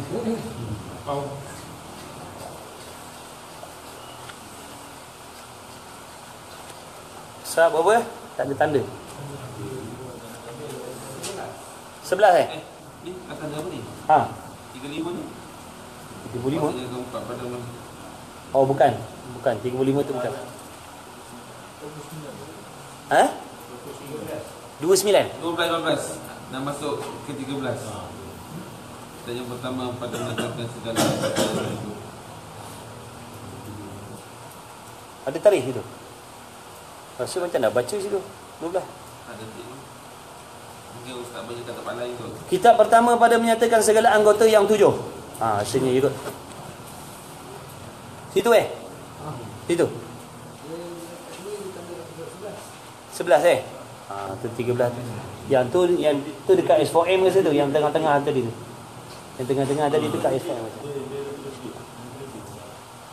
Saya tengok. Anggota Kitab yang pertama pada menyatakan segala anggota yang 7. Okey, 30 minit. Tu satu tempat berhenti. Fasal yang pertama pada menyatakan mata. Ketahui olehmu bahawasanya mata engkau itu dijadikan dia oleh Allah Subhanahu wa taala bagi engkau kerana beberapa faedah, yakni kegunaan. Jadi kita kena tahu yang Allah jadikan biji mata kita ni serta boleh melihat tu ada kegunaan dia. Mana? Yang bangsa akhirat dan yang bangsa dunia. Jadi Allah Ta'ala menjadikan kita ni, memberikan kepada kita biji mata ni, bukan bagi biji mata je, dia bagi sifat pelihat pula. Sebab ada orang yang ada biji mata tapi tidak diberi sifat pelihat, dia tak boleh melihat. Jadi kita ni boleh melihat ni kerana dikurniakan sifat pelihat. Sebab apa boleh melihat? Kerana kita dikurniakan sifat pelihat, bukan kerana ada biji mata. Kalau tidak diberikan sifat pelihat tu, walau ada mata pun tak boleh lihat gitu. Jadi kita ni untung, mata pun ada, sifat pelihat pun ada. Ada orang ada mata je, sifat pelihat tak ada. Kebil dia kita tak ada mata dan ada sifat pelihat. Baik, sebab apa Allah Ta'ala bagi tu? Kerana untuk faedah dunia dan akhirat. Maka apa maksud faedah akhirat? Bila sebut faedah akhirat ni, makna dengan mata tadi boleh menghasilkan pahala. Itu maksud faedah akhirat. Maka setengah daripada faedahnya mata yang bangsa akhirat ialah memandang kepada langit dan memandang kepada matahari dan memandang kepada bulan dan memandang kepada bintang dan memandang kepada lainnya. Tak kisahlah. Makhluk Allah ni tengoklah. Nak tengok botol ke, nak tengok lembu kebau ke, nak tengok apa ke, ikutlah air terjun ke, gunung ganang ke, laut ke. Melihat benda-benda tu tadi supaya berdalil engkau dengan dia atas ada Allah Ta'ala. Makna kita jadikan apa yang kita lihat ni sebagai petunjuk tentang kewujudan Allah Subhanahu wa Ta'ala. Sebab tidak akan ada benda ni. Akan ada benda ni kalau bukan dijadikan oleh Allah. Kita tengok matahari, takkan ada matahari kalau bukan dijadikan oleh Allah. Takkan ada matahari yang begitu hebat kalau yang menjadikan itu bersifat dengan jahil, bersifat dengan lemah. Nampak bila kita tengok kadang-kadang makhluk kita puji, dahsyatnya, cantiknya, hebat. Sebenarnya kita puji siapa tu? Yang menjadikan tu. Kan hebatnya, cantiknya, indahnya. Bila kita dah tengok makhluk tadi macam tu keadaan dia, nak menggambarkan, nak menjadi bukti pencipta dia tu sangat-sangat maha bijaksana. Cara melihat yang macam ni lah yang menghasilkan pahala tu. Apa yang kita lihat tu mengingatkan kita kepada Allah. Kita tengok tu, ya Allah bijaksananya Allah jadikan macam ni punya makhluk. Ya Allah maha kuasanya Allah jadikan kejadian macam ni. Di situlah datangnya pahala. Kalau kita tengok botol ni, nampak botol sahaja, tidak mendatangkan ingatan kepada Allah, makna penglihatan kita tu kosong je lah. Tak ada pahala lah. Biasalah kosong lah. Tapi bila kita memandang sesuatu, tak kisahlah sesuatu tu makhluk, semut pun makhluk, kita tengok debu pun makhluk, tengok apa pun makhluk ciptaan Allah. Bila kita tengok tu, kita menjadikan benda ni bukti tentang adanya Tuhan yang menciptakan. Itu maksud memandang dengan yang membawa faedah akhirat. Kita tengok piston motor tu macam punya laju. Siapa yang menggerakkan kalau bukan Allah? Yang menggerakkan tu bukan tenaga yang ada pada minyak, tetapi minyak tu makhluk. Sama macam kita juga, cuma dia namanya minyak, kita manusia. Dia pun dijadikan oleh Allah, kita pun dijadikan oleh Allah. Dia pun ada tenaga, kita pun ada tenaga. Tenaga kita tak boleh menghasilkan sesuatu manfaat ataupun mudarat. Begitulah juga tenaga yang ada pada minyak tu. Cuma sebab saja, atas jalan sebab tu berlaku kisah yang wali duk tuang air dalam tangki dia motor berjalan tu. Nampak tak? Tuan Guru Haji Wahid Sungai Udang Melaka. Benda tu akal boleh terima. Sebab yang menggerakkan itu adalah bukan kuasa makhluk tu, bukan tenaga makhluk. Tadi yang Tuan Haji Wahid tu dia Tuan Guru Haji masih ada lagi. dah meninggal dah. Dia tok Yang guru orang nak pergi ke Kelantan. tok guru pondok kita ni yang kat Masjid Tanah ni, dan tempat kita duduk ni, dia anak murid Tuan Guru Haji Abdul Wahid. Dia banyaklah cerita pelik-pelik ni, bawa kita tidur. Kita berjalan anak murid anak murid dah risau, kita berjalan macam biasa. Ada satu ketika tu sampai satu roundabout, dia pusing. Anak murid duk pelik pasal tok guru duk pusing tak masuk simpang. Lepas tu jalan, jambatan depan tu runtuh. Ni pada adatnya kalau dia tak pusing, lalu makna dengan dia jatuh ke bawah. Tu hebat. Allah Ta'ala bagi dia firasat, makna dapat rasa benda-benda macam tu. Orang panggil karamah, kemuliaan yang Allah Ta'ala bagi pada dia. Jadi ni orang panggil. Sebab tu dalam bab akidah nanti dia ajar, bukan air yang menghilangkan dahaga, bukan pisau yang memutuskan, bukan api yang membakar, tetapi Allah. Bukan air yang menghilangkan dahaga, tetapi Allah. Bukan nasi yang mengenyangkan, tetapi Allah. Bukan ubat yang menyembuhkan, tetapi Allah. Air, api, ubat tadi cuma sebab yang orang panggil sebab beradat saja. Tu benda tu ada sangkut paut dengan ilmu akidah kita. Baik. Jadi tengok semua tadi menjadikan dalil tentang kehebatan Allah Ta'ala. Tengok piston ni, Masya Allah, dalam satu saat dia boleh bergerak macam ni. Hebat sungguh. Itu belum pulas lagi. Kalau pulas entah macam mana punya laju lah. Dalam satu saat tu berapa kali? Kalau dah macam tu, ke bang, dia piston ni kalau waktu hidup dia beza ke waktu kita dah pulas dengan tak pulas? Dia punya turun naik dia. Mana makin pulas makin laju lah. Bayangkan kalau dia dah lari dalam 300 tu macam mana? Dia tengok meter RPM ni. Nampak? Tu nak menunjukkan maha kuasanya Allah yang menjadikan benda tu. Makna benda tu tidak akan bergerak melainkan dengan kehendak Allah dan diciptakan oleh Allah. Nampak? Jadi mana-mana pun kalau kita sedar, semuanya boleh mengingatkan kita kepada Allah. Bukan kata tengok terbakar baru teringat Allah, bukan tengok banjir baru teringat Allah. Tak, tengok benda-benda yang macam ni pun boleh menolong mengingatkan kita kepada Allah. Sebab tidak akan wujud segala sesuatu melainkan dijadikan oleh Allah.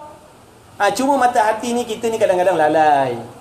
Ada tempat-tempat aja yang baru kita kemalangan baru kita teringat dah Allah punya kerja. Tengok bergempa bumi baru teringat kepada Allah. Tengok benda yang mulia hebat-hebat besar-besar baru nampak Allah tu.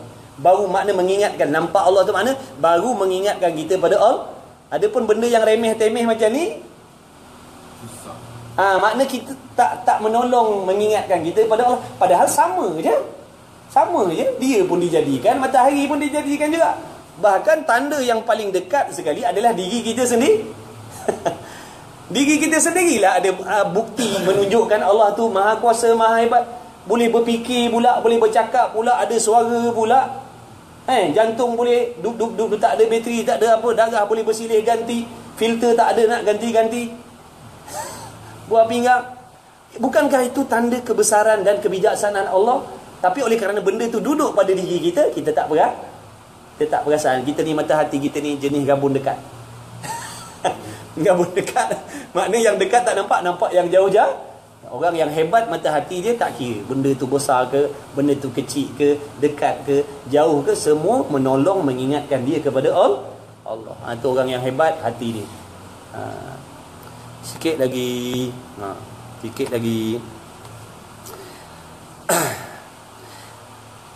Dan setengah daripadanya. Jadi menjadikan dalil tentang kekuasaan Allah Ta'ala dan atas keesaan Allah Ta'ala Dan setengah daripadanya melihat akan Quran. Quran tu kita tengok je, dapat pahala dah. Tak baca lagi, tengok aja. Tu sebab kadang-kadang kita beli hiasan-hiasan kan. Kita tengok tak baca pun, tengok aja dapat pahala dah. Pahala tengok lain, pahala baca lain. Kita beli ayat-ayat Quran, perhiasan tu tengok, dapat pahala tengok tu. Dan melihat akan jalan ke masjid. Datang melihat jalan ke HKM. Daripada Melaka datang tengok jalan sini, abang-abang ni daripada rumah masing-masing dia tengok tujuan apa, malam ni ada kelas. Tengok tu pahala tu bang. Daripada rumah abang tadi sampai ke sini pahala bang. Pergi balik pahala bang. 1 pusingan roda ampun 1 dosa, ganti 10 kebajikan. Perjalanan pergi balik dikira fi sabilil. Kalau andai kata mati kita balik ni, on the way ni balik mati, matinya syahid, matinya fi sabilil. Itu kemuliaan Allah Ta'ala bagi pada orang menuntut ilmu. Nampak? Rugi kalau kita tak nak. Kalau di langkah kaki dikira langkah, selangkah terhapus dosa digantikan pahala. Kalau kiri roda, kira 1 pusingan. Tu pergerakan piston tu semuanya menghasilkan pahala. Sebab kalau tak bergerak, tak gerak motor tu. Nampak tak benda tu sebagai sebab? Mana tiap-tiap sebab tadi Allah Ta'ala, tu yang saya katakan tadi, sebab ni Allah Ta'ala ciptakan supaya kita mendapat pahala. Nak pergi tu oleh kerana sebab jauh, maka pahalanya lagi banyak daripada orang yang dekat. Pahala pulas throttle lain. Ni nak cerita pahala ni. Tangan buat kerja pulas piston, cerita pahala lain. Mata melihat jalan nak pergi tempat menuntut ilmu lain. Akal berfikir nak cari jalan, pahala lain. Semua pahala tu bang. Bukan saja nampak? Perjalanan pergi balik ke tempat ilmu tu dikira fi sabilillah. Syahid. Kalau matinya mati syahid. Tengok jalan pergi ke tempat ilmu, tengok jalan nak pergi mencari orang panggil rezeki yang halal, pergi jalan nak pergi menghubungkan silaturahim, semuanya dikira pahala melihat, pahala berfikir macam-macam. Dan setengah daripada faedahnya yang bangsa dunia melihat kepada perusahaan engkau. Tadi melihat ke masjid dan melihat tempat menuntut ilmu. Nak pergi masjid guna mata, nak pergi surau tengok mata, nak datang sini tengok guna mata juga. Dan setengah daripada faedahnya yang bangsa dunia melihat perusahaan engkau dan melepaskan engkau daripada segala yang menyakiti. Ini kegunaan mata yang Allah Ta'ala bagi untuk kita bahagian dunia. Mana? Melihat kita punya usaha kita, pekerjaan kita. Kan? Nak berniaga ke apalah pekerjaan kita tu, nak guna mata ke apa, mudah. Kemudian apa? Dengan matanya tadi mengelakkan kita daripada benda yang menyakiti kita. Melanggar ke, masuk lubang ke, langgar tiang ke. Mata tu Allah Ta'ala bagi tu. Seperti jatuh dan belaga dan bermula mensyukurkan. Ni poin yang kita nak ambil ni. Tadi mula-mula dia ceritakan sebab apa dijadikan mata, untuk apa mata tu. Jadi bila dah diceritakan, baru kita nampak, ya Allah, betapa banyaknya Allah membantu kita dengan mata. Betapa banyaknya Allah Ta'ala membantu kita dengan mata ni. Lepas tu tak tahu nak terima kasih ke? Kalau macam orang banyak bantu kita kan, takkan tak tahu nak terima kasih dengan orang bantu kita tu. Sedikit ditolong, sedikit ditolong. Dan macam mana cara nak terima kasih kita dengan Allah ni? Itu baru cerita mata, akal tak cerita lagi. Semua Allah Ta'ala bagi, nafas dia bagi, sihat dia bagi, otak dia bagi, tenaga dia bagi. Dia menggerakkan kita, dengan sebab dia menggerakkan boleh cari rezeki, boleh dapat duit dan macam-macam lagi, boleh dapat anak isteri, macam-macam dia tolong. Dah macam mana cara nak berterima kasih dengan Allah tu? Sedangkan dia dah tolong kita banyak-banyak. Kalau anak kita dah tolong daripada kecil sampai besar dia dah haka, kita kata apa? Tak kenang budi punya anak ni. Aku dah tolong daripada kecil sampai besar macam menatang minyak yang penuh. Ni balasan kau. Contoh kalau kita lah dengan anak kita dah kita dengan Allah macam mana pula? Sejak daripada air mani ditukarkan jadi manusia bertukar jadi darah, jadi seketul darah, seketul daging, berjasad, berbentuk manusia, dibagikan roh, dijadikan, ditentukan laki-laki, sampailah ke detik ini kita ditadbir oleh Allah. Ditadbir oleh Allah, ditolong oleh Allah, segala nikmat datang daripada Allah. Dah bagaimana pula kalau anak tadi tu bila melawan mak bapak, kita kata dia anak yang tak mengenang budi. Kalau kita pula tak nak mengikut perintah Allah, hamba yang macam mana pula kita nak bangsakan diri kita? Sedangkan kita ni ditolong oleh Allah. Jadi kita fikir Allah tolong kita macam-macam, tapi apabila Allah Ta'ala menyuruh, kadang-kadang kita banyak memberi alasan. Padahal daripada air mani dia tolong jaga kita. Duk menyuap makanan, dia yang tolong.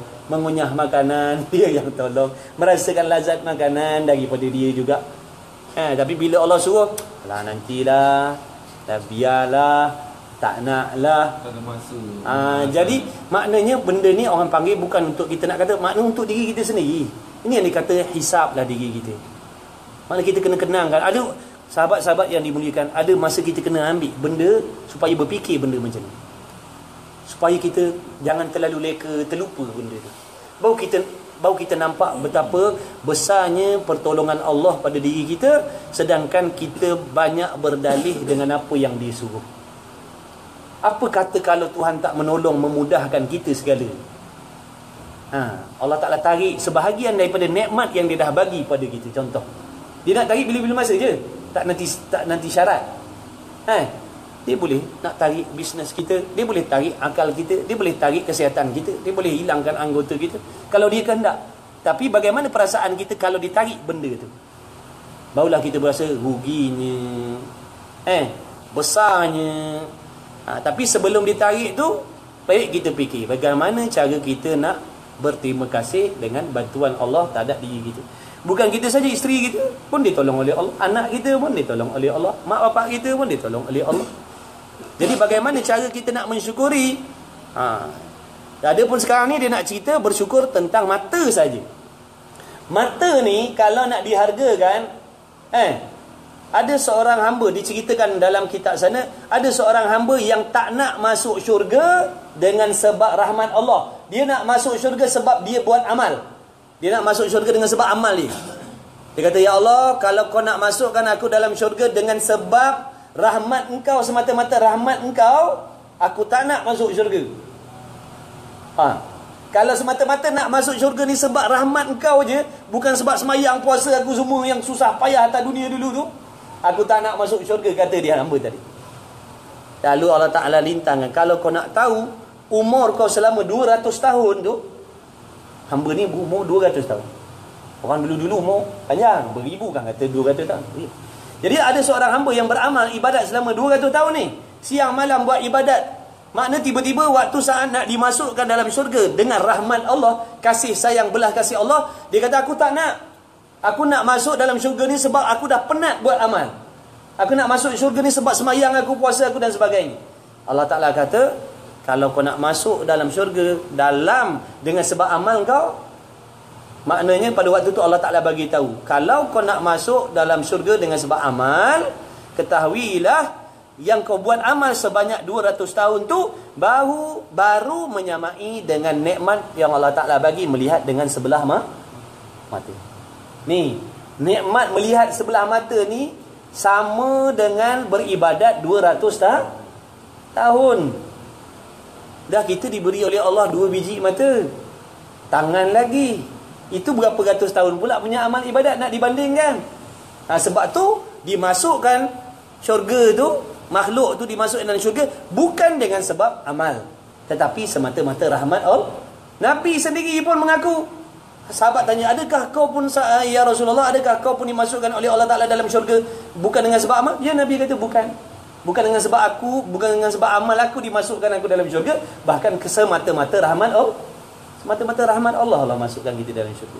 Sebab kalau nak telik amal memang tak layaklah kita nak masuk.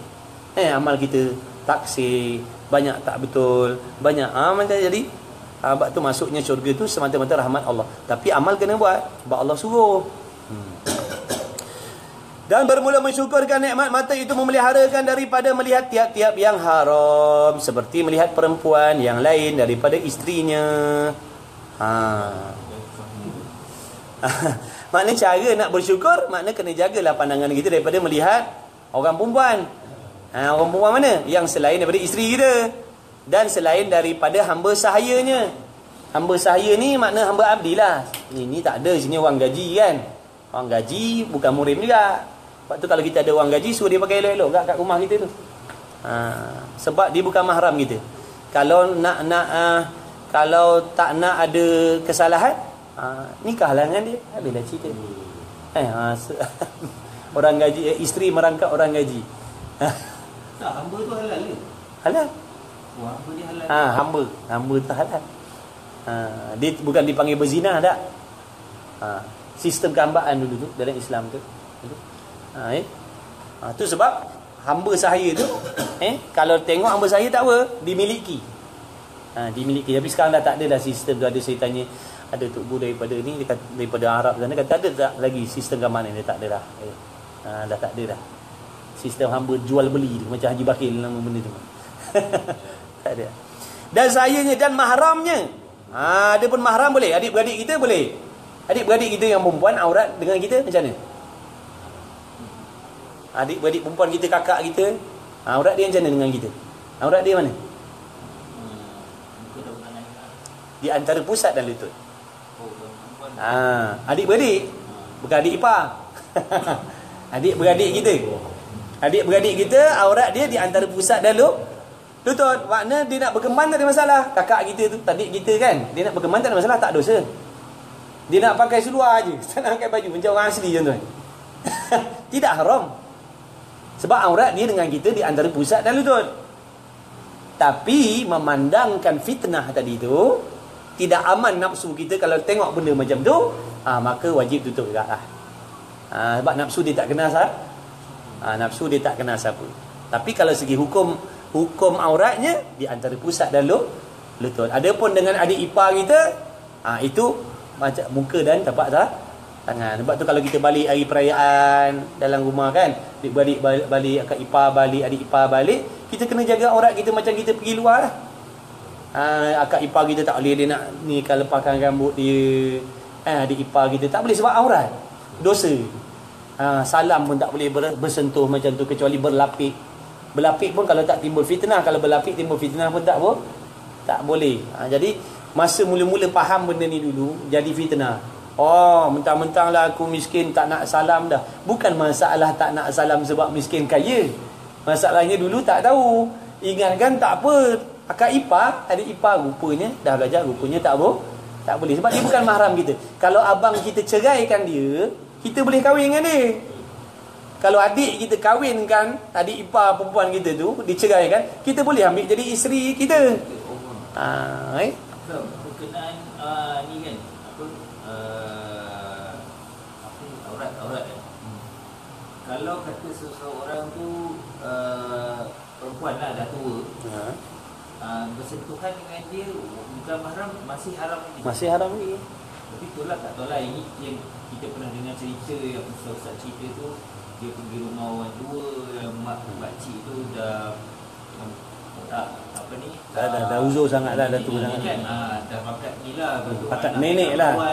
Dia bawa balik rumah, salam, lepas tu tak tahu lah, mungkin cerita tu dibuat untuk menimbulkan kesedaran pasal pula kan. Tapi even orang tu dah tua macam mana pun masih haram, masih wajib ditutup aurat juga. Buat tu masalah dia salam. Berlapik lah. Macam kita orang kawan-kawan dengan mak dia. Yalah sama lah. Kalau pakai glove tak pula. Salam lah pakai glove, tak apalah. Kan? Sebab kadang-kadang orang tak faham, dia tak tahu kan. Walaupun pakai nenek sekali macam mana pun, dia buat nafsu kan ke siapa? Masalah yang disuruh jaga aurat ni sebab nafsu tadi tu.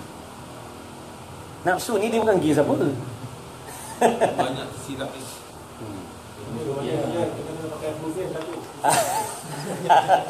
Bukan apa kan, memotor perempuan yalah. Tak kisah, maknanya memang macam tu lah hukum dia. Kalau masing-masing tahu, insya-Allah mudah. Kan, kadang-kadang ada yang tahu, ni tak tahu. Jadi bila yang tak tahu ni nanti akan timbul, apa pasal dulu boleh salam sekarang kau dah orang mentang-mentang. Maknanya dia tak faham. Kita tak nak salam pun, kita fikir, tapi apalah. Mana fikir ke takut dengan Allah. Kan, maknanya kita tak boleh nak jaga perasaan orang. Kan? Sebab nanti mana-mana pun kita akan bagi alasan. Mana-mana pun nanti kita akan bagi alasan. Nanti kan apa pula kata dia. Jadi sampai bila-bila kita akan tak dapat nak menegakkan hukum. Cara kita menolak pula. Kena pandai lah. Nak pakai glove lah, pakai glove. Tu yang pakai glove. Tak pakai glove tak. Tak, sebab tak ada rasa situ. Dia sebab salam tu dia dah ingat dah benda lain. Kalau salam dia rasa macam papan, tak ada apa benda, tak kena. Dan melihat isteri dan sahyanya yang terakhir, dan seperti melihat akan yang muda belia, seperti melihat akan aurat laki-laki. Samalah. Kita di antara laki-laki pun ada aurat. Aurat sesama laki-laki mana? Di sisi ahli sunnah wal jamaah, aurat sesama laki-laki di antara pusat dan lutut. Makna tak boleh kita nak duduk dalam satu bilik nak pakai boxer ramai-ramai. Tak apa? Tak boleh.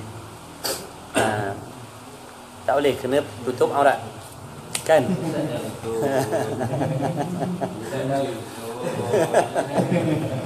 Apa hari ni? Okey.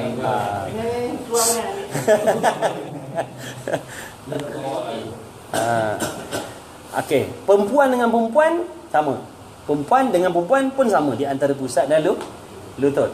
Tapi perempuan muslim dengan perempuan non muslim lain. Makna orang perempuan yang muslim dengan perempuan yang bukan muslim, aurat dia sekadar adat dibuat kerja. Makna muka dan contoh pergelangan tangan, makna kaki, itu dimaafkan. Makna tu aurat sesama perempuan tu yang bukan muslim. Makna nak ceritakan orang perempuan muslim ni aurat dia sangat-sangat mahal. Sehingga sesama perempuan pun, tapi oleh kerana orang tu bukan Islam, ada juga sempadan. Dia tak boleh sesama dia, maknanya orang muslimah dengan lelaki perempuan muslimah dengan mana orang kafir yang perempuan, dia nak makna nak dedahkan. Tak boleh. Aurat ni. Boleh menceritakan pada orang. Nanti takut orang yang bukan muslim tadi menceritakan bagaimana. Apa tu? Sama lah. Lelaki sama di antara pusat dan lutut lah. Lelaki. Sama.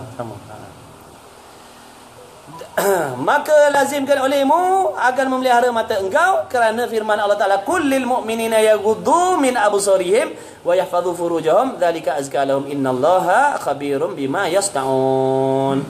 Bersabda olehmu hai Rasulullah bagi sekalian yang beriman, pejamkan oleh kamu akan mata kamu daripada barang yang tiada harus bagi kamu melihatkannya, nescaya memejam oleh mereka itu akan segala mata mereka itu, dan suruh olehmu akan mereka itu dengan menjaga farad, makna menjaga kemaluan mereka itu, nescaya memelihara mereka itu akan segala farad mereka itu daripada barang yang haram dikerjakan akan dia. Dan yang demikian itu memelihara itu lebih baik bagi mereka itu, kerana bahawasanya Allah Ta'ala itu sangat mengetahui akan batin yang mengerjakan mereka akan dia semacam zahirnya. Maka membalas ia Allah Ta'ala akan mereka itu atasnya. Makna apa yang Allah Ta'ala ketahui daripada kita, perbuatan yang terbit daripada kita, perbuatan yang terbit daripada hati kita akan dibalas oleh Allah Subhanahu wa Ta'ala. Wallahu Subhanahu wa Ta'ala alam wa ilmuhu atam. Cukuplah setakat situ insya-Allah. Terima kasih banyak-banyak kawan-kawan, sahabat-sahabat yang dimuliakan Allah, sanggup korban, penat, letih, mengantuk. Sebab nak buat siang-siang pun masa kita tak ada, yang kita free malam je. Jadi kita korban dalam waktu rehat kita sikit, lepak-lepak kita, ada pengisian. Mudah-mudahan walaupun kelas ni nampak santai-santai, mudah-mudahan menjadi asbab amal ibadat kita semakin hari semakin baik insya-Allah. Allahumma amin. Mudah-mudahan Allah Ta'ala bagi kesihatan kepada kita semua, sedapat kita meneruskan program ni pada tiap-tiap minggu insya-Allah. Bismillahirrahmanirrahim. Alhamdulillah wassalatu wassalamu ala Rasulillah wa ala alihi. Allahumma rabbana fa'na bima 'allamtana, rabbana 'allimna alladhi yanfa'una, rabbana faqih ahlana wa qarabati lana fi dinina ma'alikutun unsa wa dzakar. Wa sallallahu Muhammad wa alihi wasallam. Alhamdulillah rabbil alamin. Taqabbalallahu minni wa minkum. Alhamdulillah.